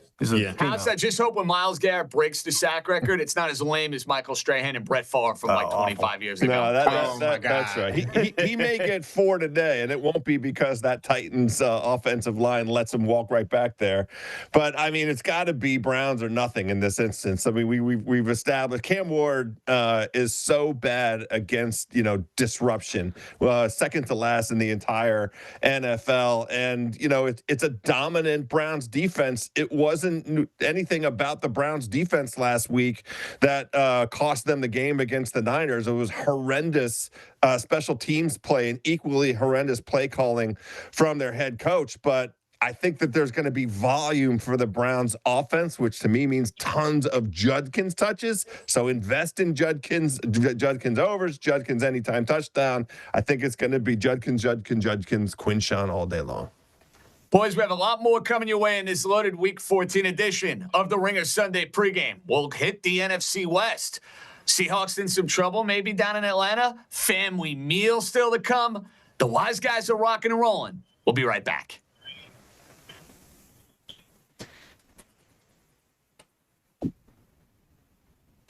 You are a proud LSU alum, second-team All-American. You grew up in Louisiana. On a scale of, let's say, 7-day-old stuffing to Abdul Carter's locker room internet viewing habits, how gross was the way this Lane Kiffin job switch handled? I mean, those are pretty gross right there. Here's what I would say. I don't know if it's gross in the sense of how it's handled as much as it's gross in the timing and the calendar and really where we've I think it's gross where we've let college football get. And what I mean by that is that the adults in the room, the people responsible of when these decisions and how these things happen, before you can even get into whether Lane Kiffin should or should not do something, why is he even in that situation? And why is there even an opportunity for a coach to take a job and leave their team in the middle of a playoff in this sense? Just like the same way that years back that you've heard, players worried about their portal status in the middle of the college football playoff and whether they're even going to be at that school anymore in the middle of a national championship. This is players and coaches. This isn't just Lane. Lane is the biggest name and he's the biggest moment of the current situation. But the fact that we live in a world now in college football that's the reality, to me, that's the gross part. I mean, I'm not here to say what I think Lane Kiffin would have made the same amount of money at either place. I think he'd have success and win games at either place. I think for him, he made a decision that he thinks his greatest opportunity to win national championships and play with the greatest level of talent, maybe the easiest way to have some best talent. I think if we go circle Baton Rouge and New Orleans in that area and some of the talents come out of there, you can't argue with him. I think Nick Saban has voiced that a lot about that area. Yeah. So I can't really voice on him making a decision that he thinks best for him. I can say, hey, maybe in that situation, I don't know if I think it'd have been a tough decision to leave just because of how I'm wired and I think what's important to me, right? I think it all comes down to what's important to you. Now, having said that, as an LSU Tiger, I'm freaking jacked he's there, and I'm excited that we have an opportunity to go compete. But I said this earlier. So think about it this way. When I got to LSU, I was going to Florida. I committed to play for Steve Spurrier. They hired Nick Saban. Nick Saban came in and told me that I was going to make a 4-year decision that could lead to a 40-year decision if I became an LSU Tiger instead of going to Florida, staying in state, all those things. Well, in those 4 years, I won a national championship, but also in those 4 years, at 3.5 of them, Nick Saban left. And he went to Miami and took a check to become the coach of the Miami Dolphins. And the reality is that has happened in college football for forever. Yeah, coaches have been leaving for greater jobs and greater opportunity and more money. That part's not new. It's the part of when it's happening and when it's happening in the calendar, and the fact that we've even allowed this to become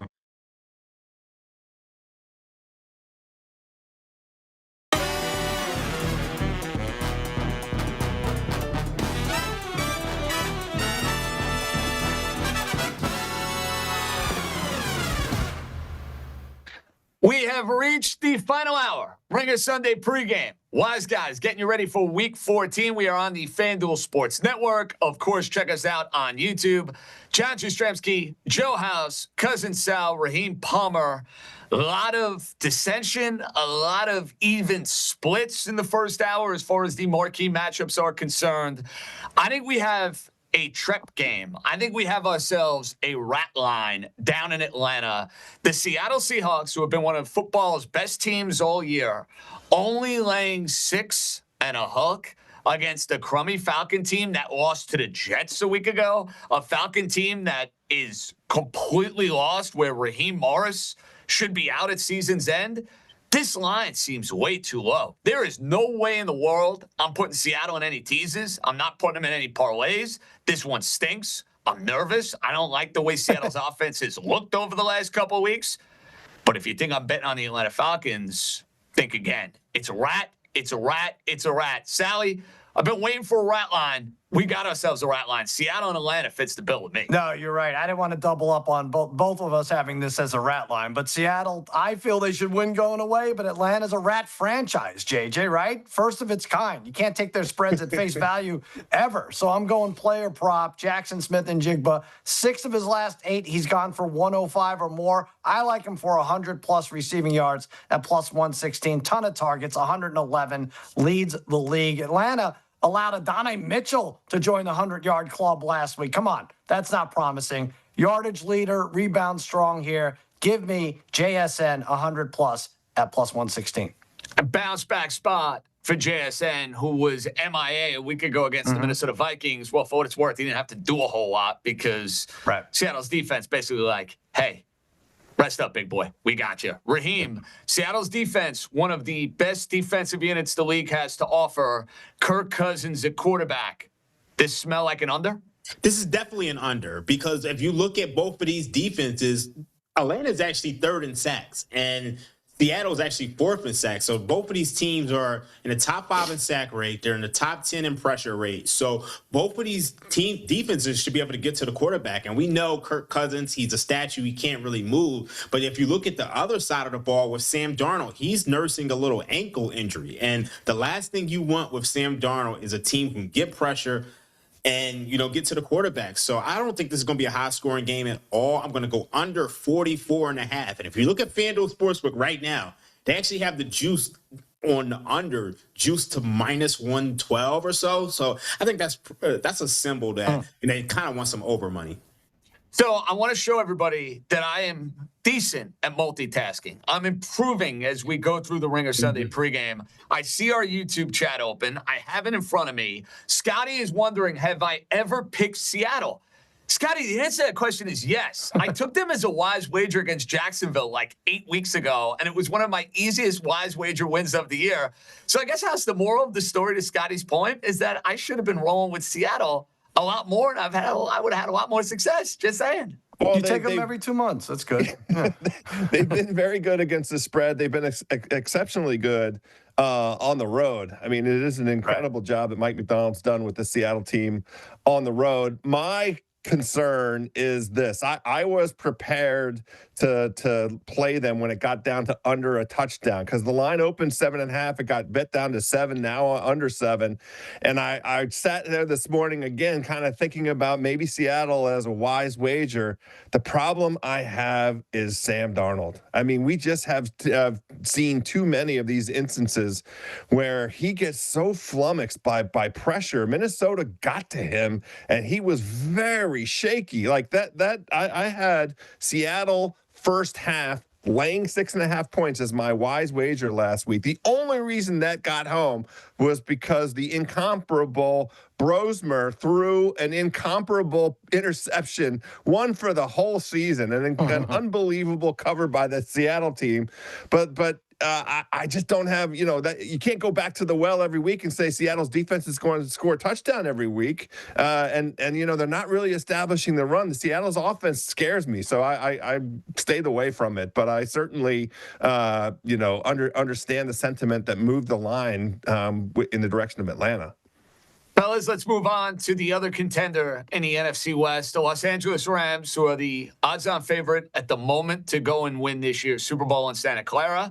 Yet the Rams coming off a stunning defeat. Carolina won outright as a 10.5-point dog. Rams on the road for the second straight week in the division against an Arizona team that has just completely lost its seat. Kyler Murray ruled out for the season. I think Jonathan Gannon should be in some major trouble. This line is at 9.5. The total is at 48.5. I look at my big board. All four of the boys got to play on this one. Raheem, are you smelling a blowout? Yeah, this is my oh my God wager. And you guys know we did this last week with the first half in Seattle, minus 12.5. We're going to do it again with the Rams. First half, minus 12.5, plus 265. We know the Rams, they want to get back on track after they lost to Carolina. I mean, you look at that game last week, it was really flukish. I mean, they had a 61% success rate. Carolina were able to convert on a ton of big plays. But I think in this matchup against the Cardinals, the biggest thing is that the Rams, they can rush the quarterback. And you look at Jacoby Brissett, he takes a ton of sacks. He's been sacked 26 times on 344 dropbacks. So I think they're able to get to the quarterback. And I also think this Rams offense, they're rolling. So I think they should be able to win this by 13 in the first half. So let's go Rams first half, minus 12.5, plus 265. Okay, Raheem, you like margin for the first half. How's you going to take it a step further? Yeah, margin for the game. Me and Dream coming singing off the same song sheet once again. I am going to go ahead and play an oh my God. Let's lay 23.5 points. The Rams plus 470, almost 5-1. And it's just that classic bounce back spot. For context, Sean McVay absolutely owns this Arizona Cardinals team. He's also quite excellent in December, 25-11-1 against the spread in December. On the road in Arizona, McVay is 7-1 straight up and against the spread. And as a road favorite in Arizona, 6-0 straight up and against the spread. And for Arizona, everybody's hurt. Marvin Harrison Jr. is out. Dave Mercado's out. Trey Benson's out. I'm going to get Max Melton, Craig Dorr. I could just do another 5 names. They're completely decimated. Do it. Please don't. LJ Collier, Dadrion Taylor, Demers. Like, I don't know. Who are these? God bless them all. I wish them all a speedy recovery after the Rams beat the crap out of this team today by 24 points. All right, boys. We're simpatico. The Rams are going to win. They're going to win going away. I think it's a great game to get on board with as far as an SGP is concerned. We're going to take an alternate spread with the Rams. We'll lower it because we got to throw in 3 other legs. We'll take the Rams to win by at least 4. I feel great about this. Davante Adams. He has been a touchdown machine. You got to lay heavy juice for Davante Adams to go and score this week. So let's throw that in the SGP. And then we're going to get on board with 2 guys on the Arizona Cardinals. Bam Knight. 30-plus rushing yards. Had a nice game a week ago against Tampa Bay.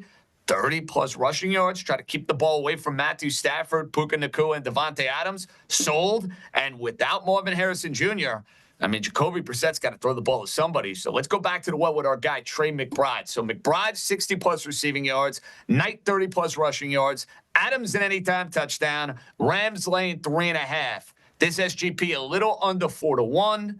And it's going to be a winner in the late afternoon window. Sal, with 3 for 3 on the Rams, you want to join the party? I hate this. I hate that our collective unification is going to spook the many, many money line parlays. I have the Rams in, but I think it could. I mean, we've gone back and forth with this, right? I feel like when we all were on the Saints, it lost a few weeks ago. When it's a crappy quarterback, we don't win. But we're all on the Bills. Maybe this will be good. Stafford will do it. But I'm playing a teaser here, JJ. I've hit 3 teasers in a row. That's my claim to fame as I slump through the other 13 picks or so. But 3 teasers in a row, which I'm pretty sure I never accomplished in my full 4 years of college would have helped. This one's easy. Rams -2.5, over 41.5. This is a 7-point teaser, so you're going to have to pay a little more juice, about 140.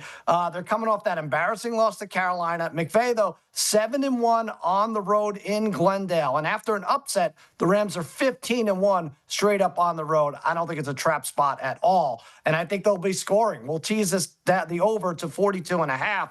Last 2 trips to the Cardinal land, we've seen 51 points both times. Rams games themselves have been in the 40s, 10 of the last 11. I don't want to have to worry about a Jacoby Brissett backdoor effort. Let's call it 30-24. Rams back on track. Favorite in the over cashes my 4th teaser in a row. Sounds weird even saying that. So Family unity. I'm going off script a little bit, but That's I got a notification about this. So there's some really sharp money on Michael Carter to go over his receiving yardage prop. It was 15.5. How about that for a deep dive off the back wall, Raheem? Michael Carter. Okay. Yeah, it was 15.5. It's now up to 19.5. And you got to remember that Marvin Harrison Jr. isn't playing. And if me and House are picking this as a blowout, that means that the Cardinals are going to be throwing. So I would look towards Michael Carter props for receiving yards over, even receptions. But I like receiving yards. Listen, this guy had 45 completions a few weeks ago, right? I wouldn't rule any over props out for the receivers on that team. Yeah. I always love when we could go off the back wall for a deep dive. Well played. Well done, Raheem Palmer. Okay, Ringer Fantasy guys. You know they're stoked about the return of Jaden Daniels. Can't say the same about Joe House. Fantasy guys, what do we got on this Washington-Minnesota game? Washington is at the Vikings, and it was this before the season looked like a lovely matchup between Jaden Daniels and J.J. McCarthy. And now it's kind of guys, Jaden Daniels might play in this game. Well, it's weird. He fully practiced on Thursday, but he has not been cleared for contact. But if you're fully practicing, as we learned recently, that means you're with the starters, isn't it? Well, I guess I never actually thought of that, but I guess because quarterbacks don't take contact in practice, I guess that he'll get cleared for contact on Sunday morning. Yeah, I guess I kind of think he's going to play. It's one of the trickier dilemmas. Let's go through like McLaurin. I think you're playing regardless of who the quarterback is, Mariota or Jaden. Terry looks good versus the Broncos. This is the first game all year he's looked healthy. Do you play Jaden Daniels? You don't. Like you've had other options now because Jaden's been out. Well, you can because in Superflex you do in one QB. And one QB, like it depends because I mean, right around Jaden got hurt, you might have Jackson Dart and Jackson Dart's on bye, Purdy on. Like there's Drake May. Like there's a lot of quarterbacks that are probably playing in lineups this week that you can start. So 9 is going to really play well this weekend. To be honest with you, there's something in my body makes me think he's going to play okay. Part of me, we should do a Costanza. You know why? There is probably something to, if Kevin O'Connell started talking about his mechanics a month ago publicly, he probably was talking about his mechanics for the month prior privately. Part of me does wonder if the moment J.J. McCarthy stops fucking worrying about his mechanics, he'll look fine. He's literally like Kevin O'Connell is telling him to think less, and he did just get concussed. That's true. So that might help. Slows the game down. Right. Now he's just all instincts. One thing before we go, though, I would say Aaron Jones, if he plays, he has a shoulder injury. If Aaron Jones plays, I think you play him. I think he's an okay flex start. It's a good example of it's not perfect, but I just doubt you have a better player. I agree. But you're going to sweat every time he gets tackled. For sure. It'll be the worst day ever.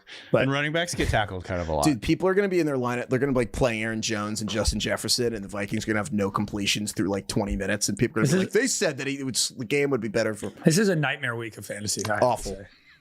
Thanks, guys. Full disclosure, House, Raheem and I had Minnesota as a 107 play, not knowing that Jaden Daniels was going to be back from this injury. And we know you well. You're in a variety of group chats with us. You're enraged by the idea that he's going to play this game.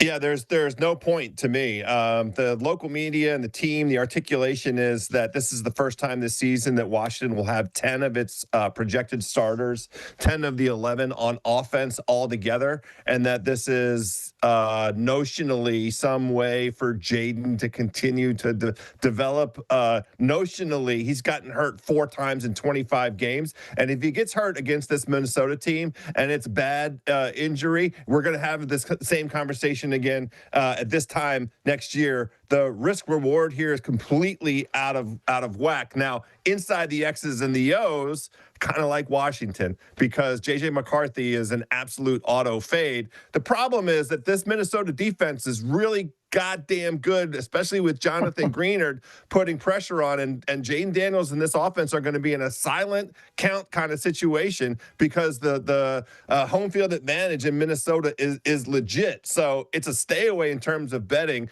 and it's a pray away for me. Let's get Jaden Daniels healthy through 60 minutes and get on to the next game. Sal, I stole your rat line. This one taking a cake? Yeah, I think so. I looked at this and I said, I'm going to pick a winner from this slop fest, and then I'm going to look like a genius. And I thought, when you're presented with a rat, JJ, you don't have to make a rat sandwich for lunch, right? I'll stay away from it. It was a tic-tac line at 1.5 all week. Too much stupid drama around the quarterbacks. Daniels may or may not be ready to return. He's in there anyway. McCarthy is only in there because he's better option than Max Brosmer. Think about how much fun this was in the preseason, right? 2 playoff teams, and now they don't have a shot. If you add their wins together, they don't have a shot to make the playoffs. Rat teams, rat line, I'm staying away. But I'm going to say this, JJ. Let me play devil's advocate with House here, because I talked to his buddy and pod partner, Nathan Hubbard, fellow Washington fan.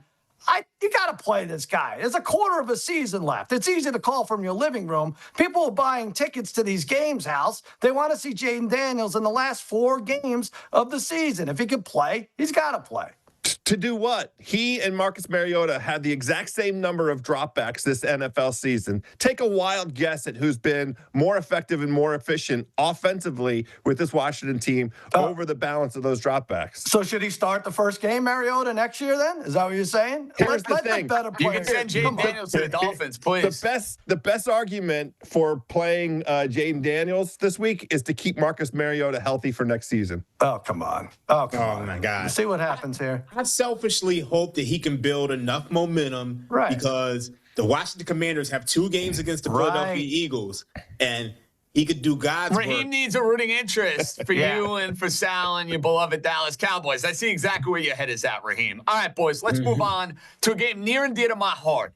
It is my beloved Miami Dolphins and the team that's in my neck of the woods, the New York Jets. Believe it or not, both of these teams are actually playing much better football. Dolphins have won 4 of 5. Jets have won 3 of 5. Jets won last week, and basically the exact same predicament. 2.5-point dog at home against Atlanta. Well, they're a 2.5-point dog against the Dolphins. The total for this game is at 41.5. Sal, I know I'm spoiling the Ringer 107. Handicappers have Dolphins as a play. Was that you? Was that Dabbundo? No, I'm dying to know. That was Dabbundo, and I'm pissed at him too because we got it at 3, and of course now it's down to 2.5. I mean, I would have passed on this. Like last time they squared off, the Dolphins they won, but the Jets had almost 200 yards rushing. You don't have to watch. JJ, you have to watch this. But if you're in the New York area, this is not Yonkers in 1981. You don't have to be held hostage by the local game. There are 8 others to watch that don't feature a Mike McDaniel, Aaron Glenn laugh-a-thon. So I'm using my one pass here, JJ. Good luck trying to clinch 3rd place. Well, fellas, this game profiles for an OMG bet. And the reason it profiles for an OMG bet, we're giving out my pal Tua to throw an interception. That's not going to surprise anyone. People are going to be like, OMG, JJ, Tua throws an interception every week. That may be true. Here's the catch. The New York Jets this year have yet to get an interception against an opposing team's quarterback. Well, guess what? It's sub 40 degrees, although it is a pleasant December day in New York, not a whole lot of wind. You're still putting Tua in cold weather. I think Dolphins are going to win this game. I think they're going to cover. Tua throws interceptions at MetLife Stadium. He did in 2021. He threw a pick 6 in 2023. Last year, he didn't play in 2024. Tua to throw an interception at plus 118. No, it's a little low for OMG, but when the Jets don't have an interception this year, I think it's got to be allowed. Step in and step up. I love it, JJ. I actually kind of like the Jets in this situation. There are significant splits between the Dolphins at home and on the road. And one of the plays that caught my attention was the Dolphins under 21.5 at their team total. And I'm not making a case for the Jets defense, although it's been, capable even since the trade-off of the talent. But this is more so a case case of this Jets team with Tyrod Taylor, they can actually kind of move the ball a little bit. And I think that A.D. Mitchell, he's in some rare class in terms of the target share that he's been getting and the receptions. And you see a lot of smart people laddering A.D. Mitchell receptions this week, targets and receptions taking him way up over 100 yards potentially. Like there's a lot of good numbers out there in that direction. I don't hate the Jets. That their special teams is extraordinary.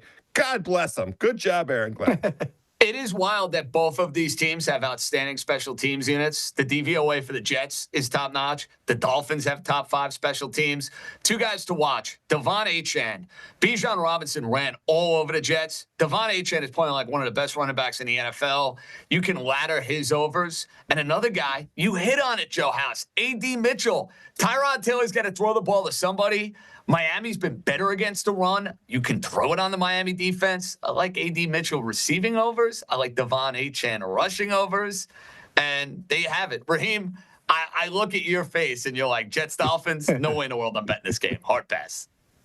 Honestly, I think I may have to bet the Jets. And it's hitting me as I go back to that weird Monday Night Football game in which the Dolphins won 27-21. The Dolphins were laying 2.5 at home. Yes, they were. That is the exact same line you see here. And you can't tell me that these two teams are that much different from what you saw previously. In fact, I think the Jets may actually be better. You know, I know they traded Sauce Gardner. I know they traded Quentin Williams, but this defense has been playing better. It feels like they have the upgrade at quarterback with Tyrod Taylor. And if you go back to that initial game, the Jets were about to take a first quarter lead and fumbled at the 1. And then they fumbled on their next possession. And they kind of got a bunch of bad calls that just didn't go their way. So I don't know how this line could actually be 2.5. And I think there's a reason why it dropped from 3 to 2.5. So I think the Jets may actually be the play here. It's tough to back. Obviously, last week they probably shouldn't have won against the Atlanta Falcons, but I may find myself on it. I mean, it's just guaranteed stupidity in the fourth quarter, no matter how you play it. By one team or both teams, I don't know how it is, JJ. I understand it, and I'm here for it. We have one more game to hit on. The Denver Broncos, who are atop the AFC, right alongside Simmons' New England Patriots. Defense top-notch. Bo Nix, the high wire act. Denver did not cover, thankfully, in that Sunday night game against Joe House's Washington team. Had to sweat out that 6.5. Now they're on the road again against a Raider team that's one of football's worst. They are an absolute abomination across the board. They have fired their offensive coordinator. Geno Smith is tied for the league in interceptions. Yet, Sal, these teams matched up on a Thursday night about a month ago. The Raiders were right there. They easily could have won. Denver, we have talked about this throughout the course of this season. You don't want to lay margin with the Broncos. Therefore, to me, the Raiders are the right side in the game. You got to hold your nose. It stinks. You bet in this game it's Raiders who pass. You, sir, though, are going to take it a step further. I'm doing it. Raiders plus 360. Man's best bet. Wow. Big swing, Sally. I am not particularly proud of this selection, but a couple of things. First of all, I need to take some big swings if I'm going to catch up in this man's best bet contest. I can't hit like 2 plus 130s and win this. And second, Denver plays to the level of the competition. JJ, you called it. They scored 13 against the Jets. They scored 20 against the Titans, 18 against the Texans. They don't score a lot. And even when they do, it's close, right? They were a Marcus Mariota 2-point try away from blowing it against the Commies. Thanks, House. And don't forget, like you said, JJ, 10-7 versus the Raiders a few Thursdays ago. So this Raiders pick is rough, but it's not my hand. It's the dealer holding the 6. The dealer is the Broncos. That's all. I could take the 7.5, but I need an underdog winner, and that's Pete Carroll's Raiders. Merry Christmas to the Black Hole contingent. Black and silver 20, Broncos 16. Yuck. I need a shower after that. Joe House, can I get you on board Raiders plus 7.5? Oh, absolutely. It's the only play. The Broncos don't win by margin, and their offense on the road has been nothing to get excited about. I mean, they went right down the field against Washington in overtime, scored a touchdown, no problem. But who doesn't do that against Washington? This is the Raiders Super Bowl. I mean, Cousin Sal, it's very shrewd driving the money line here. The way that they played them a handful of weeks ago, what do they have to lose? What are they afraid of? They're going to come at them with every single thing they have. I do think that the number's way too high, but the money line play is really chef's kiss. You know, it's interesting, Raheem. Looking at these lines, Seattle, Tampa, this game. Feel like somebody is going to screw up that 3-team tease. I don't know who, but one of those teams I think is going to lose outright. And the Rams, you could throw them in there too. Yeah, and the Packers. Yeah, Packers. No, Packers going away. Sorry, we're not including them, right? Sal, we're not including them in that mix. I know, I'm scared though now. I'm really scared. See, because I think the Bears are going to be a popular underdog play. I think the two popular underdog outright plays, Chicago because of their record, and then the one I'm rolling with, Cincinnati, because of what Joe Burrow brings to the table. Let's hope that the Bears are the square dog of the week and not the Cincinnati Bengals. All right, fellas. Week 14, getting closer to the holiday season. That means these holiday recipes need to be exactly in order, top-notch, pristine by the time we hit December the 24th. Let's do it. Family meal, rock and roll.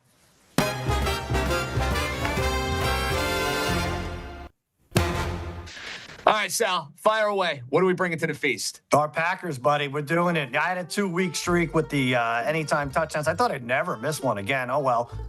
Thanks for nothing, Kenneth Walker III, and I guess the second and first who indirectly had something to do with it. But this week, Christian Watson to score. That's my pick. Lots of points for Green Bay. Watson, 3 touchdowns over the last 3 weeks, 22 targets over that span. More importantly, guys, a couple of his targets each game, if you watch these games, without fail, are him streaking down the sidelines on one-on-one coverage. I like my chances here. Let's get us started with some classic Wisconsin cheddar beer fondue. Have you ever tried that, House?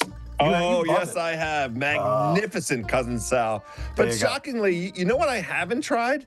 The ribs from the Montgomery Inn in Cincinnati. Now, I feel like I'm a barbecue connoisseur. I've had the barbecue from all over. I feel like barbecue comes up with you on a weekly basis, by the way. Whether it's on this show with Bill Simmons, that's a guarantee. The beautiful burnt ends in Kansas City, Missouri. Phenomenal. I haven't had these ribs. I'm going to come at you, Cincinnati. We got to hook something up. Speaking of hooking something up, Chase Brown, anytime touchdown today, very quietly. He's been on a little stretch here. I like him very much to get over his total rushing and receiving yards, around 72.5 or so. But what I really like is the fact that he has worked into this offense in both directions, both rushing and receiving, and he gets the goal line touches. Chase Brown, anytime touchdown today. Okay, I like that. Need that in the Cincy-Buffalo matchup. Bengals got to run the ball, have any chance outright against the Bills. Raheem, what do you got?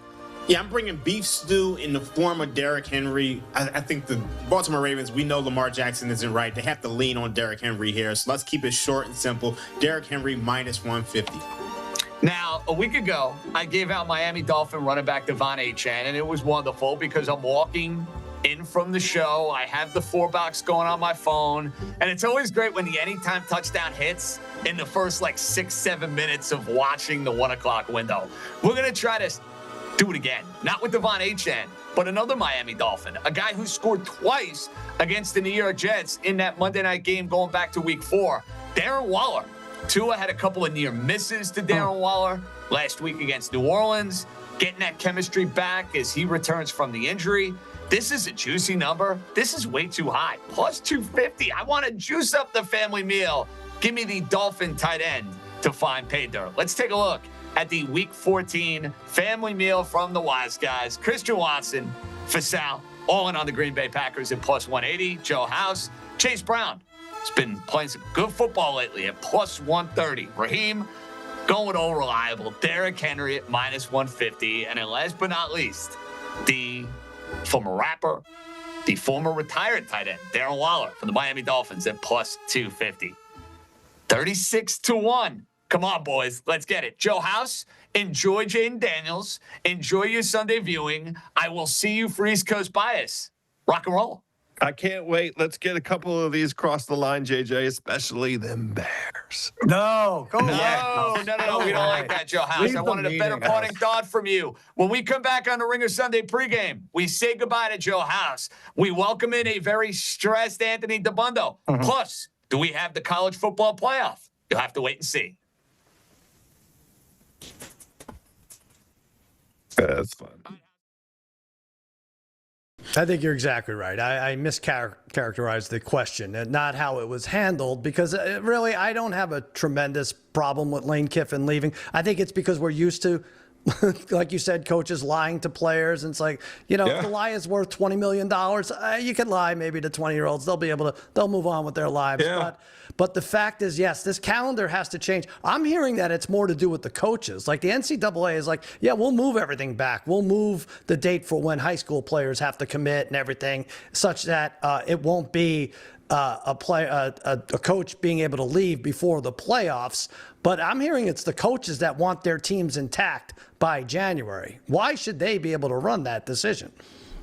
Yeah, I think that's crazy, and I think it's not fair to the kids. It's not fair to universities. I mean, I have said this forever.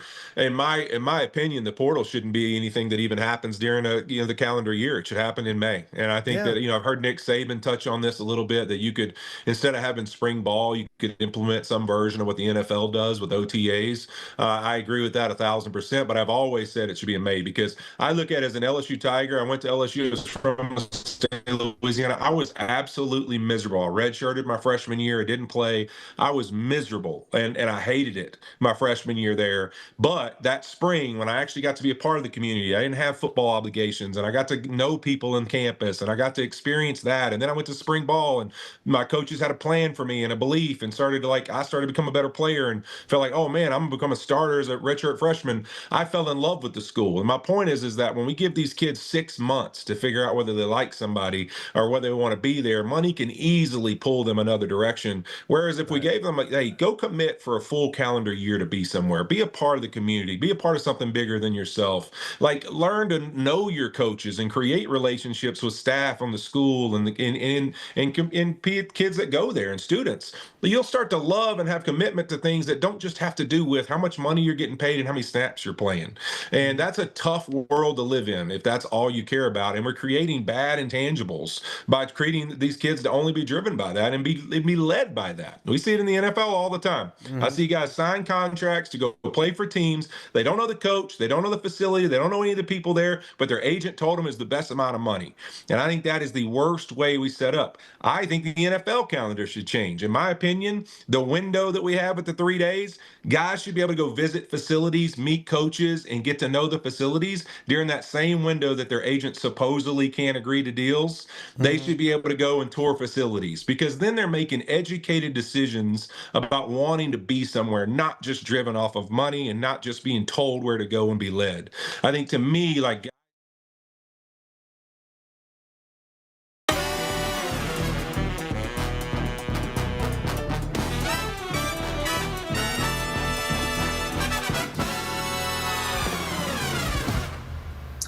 Welcome back to the Ringer Sunday pregame with the wise guys, John Jastremski, cousin Sal, Raheem Palmer, and we welcome in, there he is. He's sucking up to Sal. He's sucking up to JJ. He has probably been dialed into the last hour and knows how invested we are in the Green Bay Packers covering 6 and a hook. Hi, Anthony Dabbundo. What's up, buddy? I'll tell you what, it is a beautiful morning. Took a nice walk around the neighborhood wearing the cheese head. No. I got a Go Packers from a random person walking down the street. I was listening to the show, got the college football playoff bracket release coming out. It's a great Sunday here in Philly, and a great Sunday, hopefully, for the Chiefs. Because Miami, you by were the in way, Philadelphia, oh my goodness, rocking a cheesehead. I'm dying to know, did you get Flip the Bird? Did anybody curse you out over the last hour? No. None of that. I think, the Eagles and the Packers, it's not like a rivalry or anything. And also, the Eagles don't play, they beat Green Bay a couple weeks ago. So everybody's like, well, we kind of own the Packers lately. It would be a little different maybe if Green Bay had gotten the better of them. By the way, are you seeing this news here? Did Miami go over Notre Dame? Miami is ahead of Notre Dame. Whoa! Dude, so you're telling me they're gonna leave Notre Dame out of the playoff? Wow. It appears so. They have to be. They can't be. They have to. Dude, the Notre Dame people are going to lose their Time out. BYU was in? No, BYU's out. Miami is okay. in. No Notre Dame. That's terrible. No Notre Dame. That's terrible.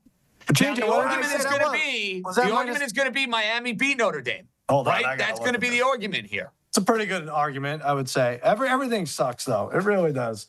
Notre Dame is clearly one of the 12 best teams in the country. They were minus 1,500 this morning, plus 790, Raheem, if you wanted to go against it. Wow. The That's committee is fun. planning for the content. That is fun. Yo, we got to get a leak over there. Yeah, no kidding. The betting market certainly didn't have it. No, I didn't have it. I thought, to me, I thought they were setting up this playoff in a way, fellas, where the Miami-Notre Dame debate was going to be thrown out the window because of Alabama's loss to Georgia in decisive fashion, where Notre Dame was going to be ahead of Alabama, and all of a sudden it was going to be the committee weighing Bama's resume against Miami's resume, AD, and clearly that was not the case. Well, here's my problem. And this is totally, it makes no logical sense. The committee met last week, right? And they ranked the teams. Right. And they had Notre Dame ranked 10, and they had Miami ranked 12. Neither team played a game. So what the hell changed? Correct. Doesn't make any sense. Sorry, I'm just trying to figure this out. What changed from last week's ruling to now all of a sudden we're flipping these teams time two? And I have no dog in the fight. Listen, I am not a Notre Dame apologist by any stretch of the imagination. Sal, that's a terrible job not having the runner-ups from last year in this field. The Notre Dame people are going to lose it. Betting markets There would have was them as a one top game 14. that made Miami's schedule a little stronger, right? This week, was it the Texas? I can't remember what it was, but anyway, that is a massive move. And not dropping Bama for like losing by 100. I'm not saying they should have been out completely for getting that extra game, but they didn't even drop from 9 to 10. That's something. Wow. Now, you guys are going to have to update me when we have betting lines for these games that we will dive into. We are breaking the news right here on the Ringer Sunday pregame show. College football playoff out. The hot button topic of conversation all day, all week is going to be the Miami Hurricanes in, Notre Dame Fighting Irish out. We'll get back to that in a little bit. AD, let's hit on a bunch of cards here as far as the NFL is concerned. Steelers-Ravens right out of the gate. To me, it's Ravens or pass. I hate what I've seen from the Steelers offensively. Their defense is not any good. By the same token, though, it means I'm putting my hard-earned American dollars on a Raven offense that has not looked right and a quarterback in Lamar Jackson that has not looked right. How are you playing this rivalry game in the AFC North? Yeah, I bet under 43.5. I'm a particular fan of this. Traditionally, these matchups have played close and tight.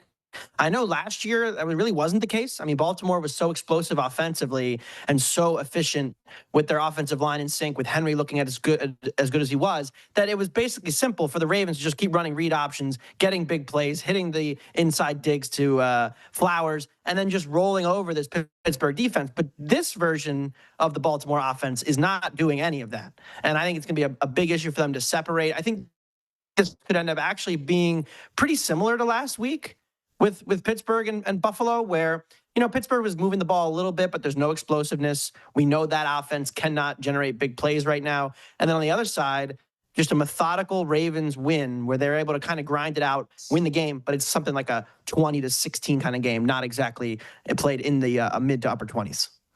Okay, like the under in this spot. I can't blame you because Lamar looks broken, looks hurt, and that Steeler offense is painful to watch. Now, buddy boy, your Colts, you know the history, you know the narratives, you know the storylines. They don't win in Jacksonville.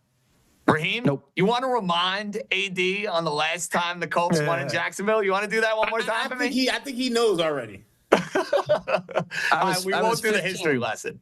But we know this. The Colts are not going to have Sauce Gardner. Daniel Jones is clearly compromised. I'm not the biggest Trevor Lawrence fan, but Jacksonville's defense forces turnovers. Jacksonville can run the ball. This is your well-being check. Where do we stand on your Colts laying 1.5 down in northern Florida? Yeah, there's been some Colts money again. The Colts syndicate has fired themselves back up. I think Sal might be a part of it. He's not telling us. That's me. Because I know he loves our Colts. But I think this is a tricky matchup for us because of our defensive situation without DeForest Buckner. We know the Jags, when they're successful, it's because they can run the ball. And the Colts' run defense was not good against Atlanta. It didn't really get tested by Kansas City or Houston because those two offenses are kind of inept at running the ball. Now they play a team that can run it on them, that can punish them. But my favorite bet for this game is actually the tight end, Brenton Strange, over 45.5 receiving yards. I think he's a big problem for us matchup-wise. I don't know that we have the answer for him. Don't really trust Lawrence throwing outside the numbers, but I think he can hit a couple seam passes up the up the gut of our defense where we're a little bit more vulnerable. So that's what I played. As far as the confidence as a fan, it's about as low as it's been since maybe week 1 when we won 40-8 against the Dolphins. So maybe that should be a sign it's time to buy back in, but I'm not yet. Interesting. Okay, so the odds to win this division, AD, are super tight. Super, super tight. You have Indianapolis and Jacksonville playing. Obviously, you have the Texans in Arrowhead taking on the Chiefs. If I had to give you right now a free donation on my behalf to go and bet the AFC South winner, the odds are as follows. Jacksonville favored, plus 135. Indy, plus 140. Houston, plus 320. You make the bet. What's Tennessee? What are the Titans? Not listed. Not listed? They still got a chance. NA. So I ran some tiebreaker scenarios, and they do look favorably upon the Colts at the moment.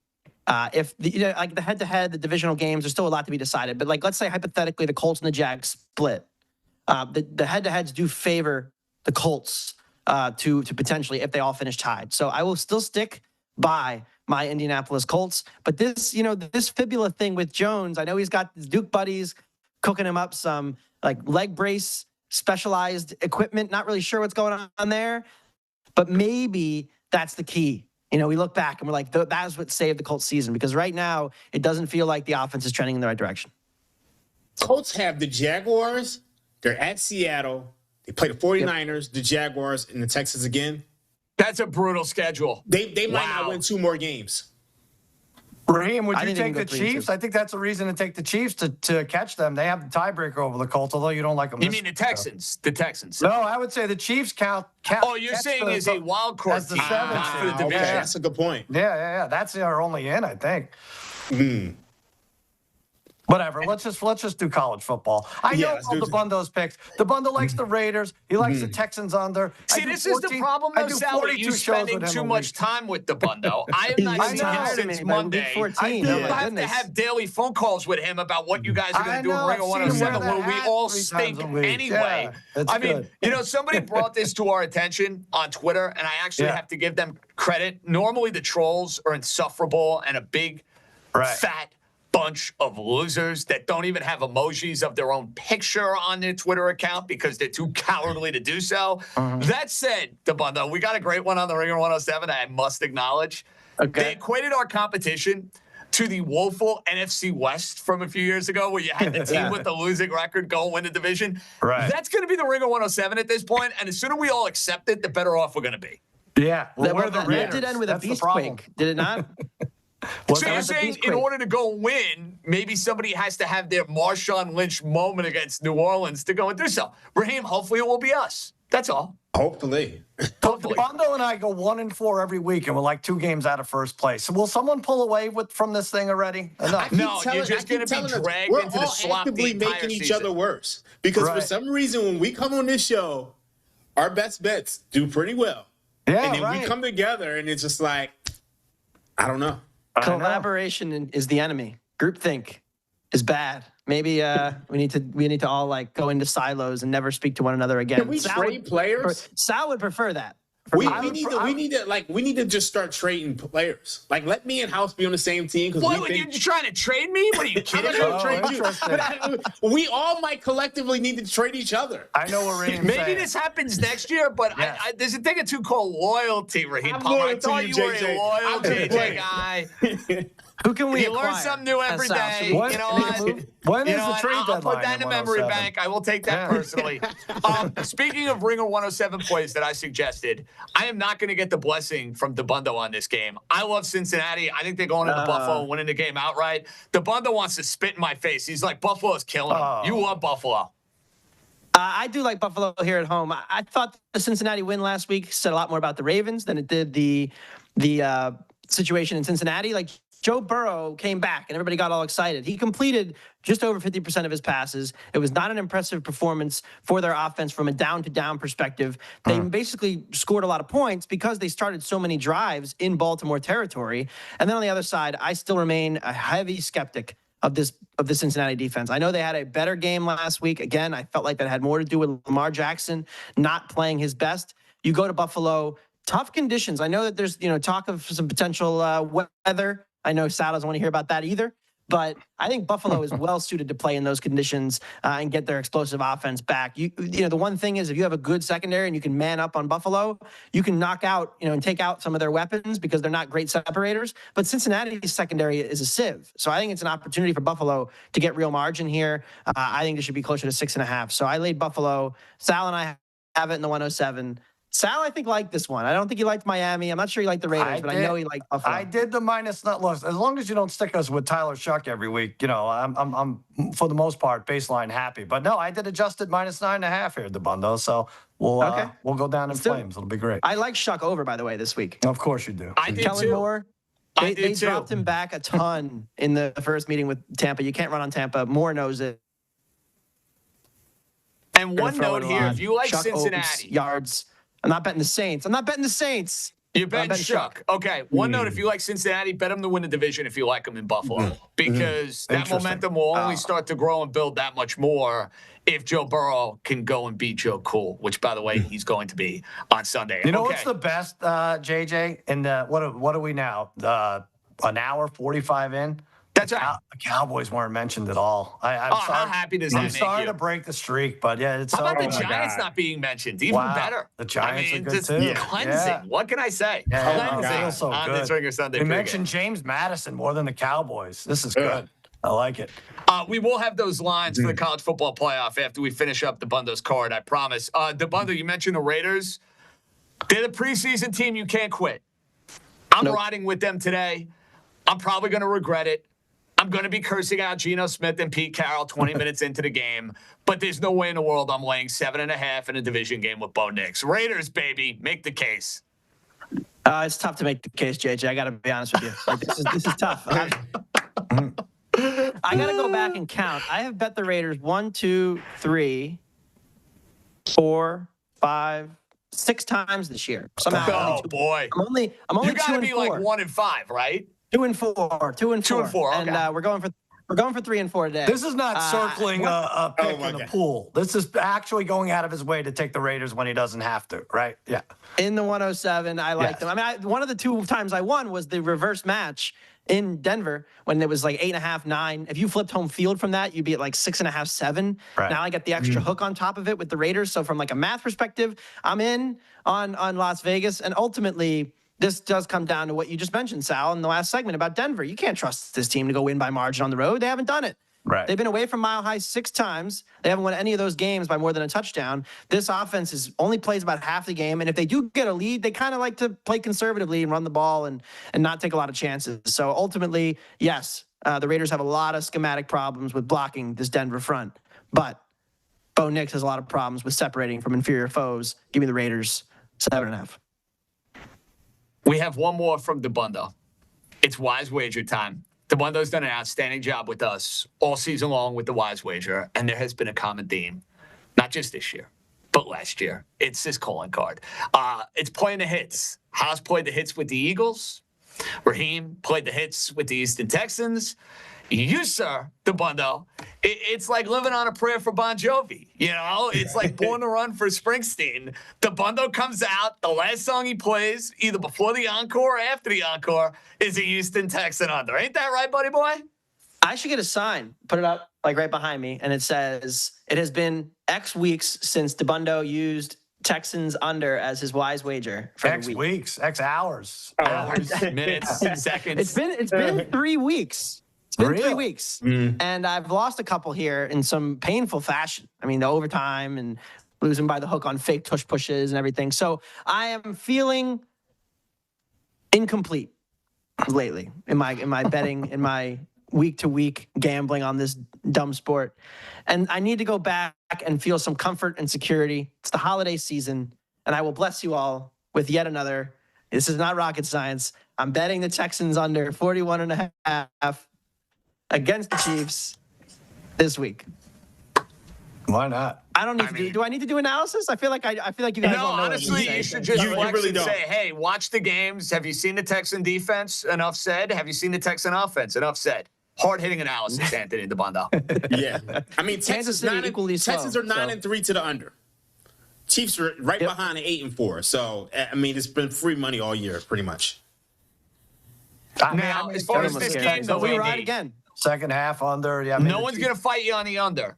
Yep. Would you side with Raheem, though, in the narrative and the idea that the Texans go into Arrowhead and win this game or cover 3.5? I would probably lean with Houston on the side. Yeah, their ability to play man coverage and to kind of limit this Chiefs' offensive explosiveness and force everything to be a methodical slog does make this game play in the teens almost. And so as a result, if you like the under, you probably like Houston too. It's correlated. I know House and Simmons ran a parlay under, and they took a page out of our playbook with the Houston and the under. So maybe they're going to finally win a parlay this week. We'll see. But I would agree with the Houston side there if I had to. Sal, am I crazy? And I know Houston's got work to do in order to make the playoffs. No, I am crazy. Yes, I answered my own question. Send from a financial wallet standpoint, are the Texans to win the AFC? Are the Texans to win a Super Bowl a crazy bet? Whoa, come on now. I mean, honestly, that defense can travel and play, man. I had a visceral reaction to it at first, but now you look at all the guys, right? You look at Drake May, all right, everybody loves him, but not on anyone's bingo card for AFC for 1 seed or anything like that in August. You look at Bo Nix, like the top seeds are all going to have like suspect quarterbacks, I feel like. And for that matter, if you get a hot defense, CJ Stroud in January and the hot defense, you might be right. Maybe they do win a couple of games in January. I wouldn't take it. What is the number there? 25-1, Raheem, to win the Super Bowl. Wow. 25-1. They're still too limited offensively. He's doing the math for 4 wins in a row. I would want a better number. I would rather kind of just play it game by game at this point in time. Yeah, because AJ, think about it. They'd have to win 4 in a row, and they're not even in the playoffs right now. No, they got work to do. But the number being what it is, despite the fact that they have so much work to do in order to get into the postseason, doesn't that tell you, AD, that the market is going to have a lot of respect for this Houston team if indeed they can get in? Absolutely. Yeah, I mean, I think the one underlying thought, or at least thing that's been noticeable, is their offensive line hasn't been as bad. Like the first 6 weeks were a disaster. I'd say the last 6 weeks were closer to like mediocre. And so if they can just be average on the offensive line, Collins is healthy, Marks has given them some juice. Like you'd like this offense to be better than it has been, but the red zone stuff is still weird. They still have too many penalties. Like I still think they're very flawed. I think if they score 24 points, they beat anybody in this league. I agree with that. That's kind of true. It's a top 3 or top 2 unit in the whole league, right? The defense, and I don't put anyone's offense as a top unit. I don't know. 4 of the top 5 units are probably defenses. So Raheem's right. Gentlemen, we have lines for the first round of the college football playoff. Sal, I know I'm not going to get in trouble with Simmons on this because you guys are not going to do this on your podcast later on. So I will not get any nasty text messages. I don't know if you've seen it already. Do you care to guess the line between Miami and Texas A&M? I did see it. I'm sorry. But I would. Oh, you did? All right. So that spoils the fun. 3.5 is the line. Any thoughts there? I think Texas A&M's a good pick there. I think they've lost value in the last couple weeks, and they laid an egg against Texas and everything. But I like Marcel Reed. That's the quarterback. And I think when they get it together, Miami has something to prove after getting that spot. But I think A&M's the stronger team.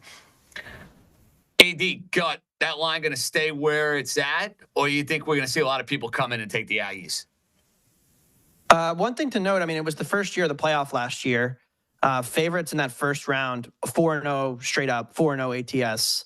It does feel like that the dogs in that opening round are usually up against it because the extra prep time, the home field advantage, essentially bye weeks, all tend to favor the better team, I think. So I would lean with A&M there. I would be surprised if it didn't get out to 4.5. That place is going to be bonkers too. Yep. Yeah. They are making us lay points with Alabama, though, Sal. Yeah. Alabama and Oklahoma. That game is going to be in Norman. Alabama looked awful, absolutely awful against Georgia Saturday in the SEC title game. Rematch of a game we saw in the regular season where Oklahoma went into Tuscaloosa and won the game outright. Yet the market's still telling us Alabama going to be favored in that one. This is a classic like college basketball NCAA tournament thing where 8-9 and the 9 is favored by a little bit here, but that's why Alabama was taken, because they power rank so high and they're going to be favored in a matchup like this. But yeah, you're right for the reasons you gave, JJ. I think this is a stay away right now. Stay away. And then the other two, Raheem, these are monstrous. James Madison plus 21.5 against Oregon. No surprise there. Tulane, Ole Miss. No surprise we're getting that game because of the narrative. You got the Mississippi Bowl, Louisiana, the whole deal. 16.5 for Tulane and Ole Miss. Dabbundo, I'm going to really be tempted to take one of those underdogs. I don't know which one I'm going to take. It's probably going to be a huge mistake. I just feel like I'm going to want to get on a ride with one of those two. Maybe Tulane because of the Ole Miss uncertainty with the coaching staff. Yeah, I mean, they're almost double the price JMU is. I mean, I don't know. You know, these group of 5 teams that went up last year did not fare well. I would have a lot of hesitancy to actually bet them, but I would be eager to hear somebody make the case for one of those two teams. Like, we would love to have some chaos because last year's first weekend was not memorable. Ended up getting better as we got into the quarters and the semis, and hopefully we can get some first round drama. Now, the odds to win the championship. They're up on FanDuel. Sal, I know you're invested in the Ohio State Buckeyes. Yeah. We had a little conversation about that on Saturday. They're at plus 250. Indiana's at plus 260. Georgia, who I bet at 7-1 yesterday, is now down to 5.5 to 1. You got Texas Tech at 850, Oregon at 850, and then the long shots, A&M 14-1, Alabama 22-1, Ole Miss 22-1, Miami and Oklahoma 27 and 50-1. Sal, if you could add anything to the portfolio outside of the big two, anything catch your eye? Alabama 22-1. Everyone's freaking out. Like, Alabama they got to their spot. They're in the playoffs. They're a team that could win 3 in a row. I know they've struggled a little the last few weeks, and you hate that. You hate Simpson, what he did for you yesterday, JJ. You were all he was such a loser. Oh my goodness, he was embarrassing. Nah, they'll be okay, I think. The interesting thing was rumor Ohio has State. it, Sal, you're going to be betting Alabama against Oklahoma. I can just tell by the way you're talking. You're on Bama. That 22-1 is pretty big. And but when I had you, I asked you to put in a bet for me with Ohio State 175. What'd you say? It's 250 now. That's interesting. That could be some value on the Buckeyes, believe it or not. Anything you like there, Dabbundo? It would probably be Buckeyes or nothing for me. I feel like the way that game played out yesterday. Indiana got a lot of the big high leverage plays to go their way, especially in that second half. It did feel like Ohio State had more ways they could, more outs to get them in a potential rematch. But, Ohio State, Indiana, if they played again, what would the line be? Probably under 3. So we're not talking about a huge difference between these two teams at this point. Boys, that's going to do it for the Week 14 edition of the Ringer Sunday Pregame. Love when we get breaking news that basically upends the show, but sorry, Notre Dame, you're out. Miami's in. For Sal, Raheem, Dabbundo, John Jastremski signing off. Enjoy the football. Ringer gambling all week. We'll be back same time, same place next week. We out. Be good, everybody.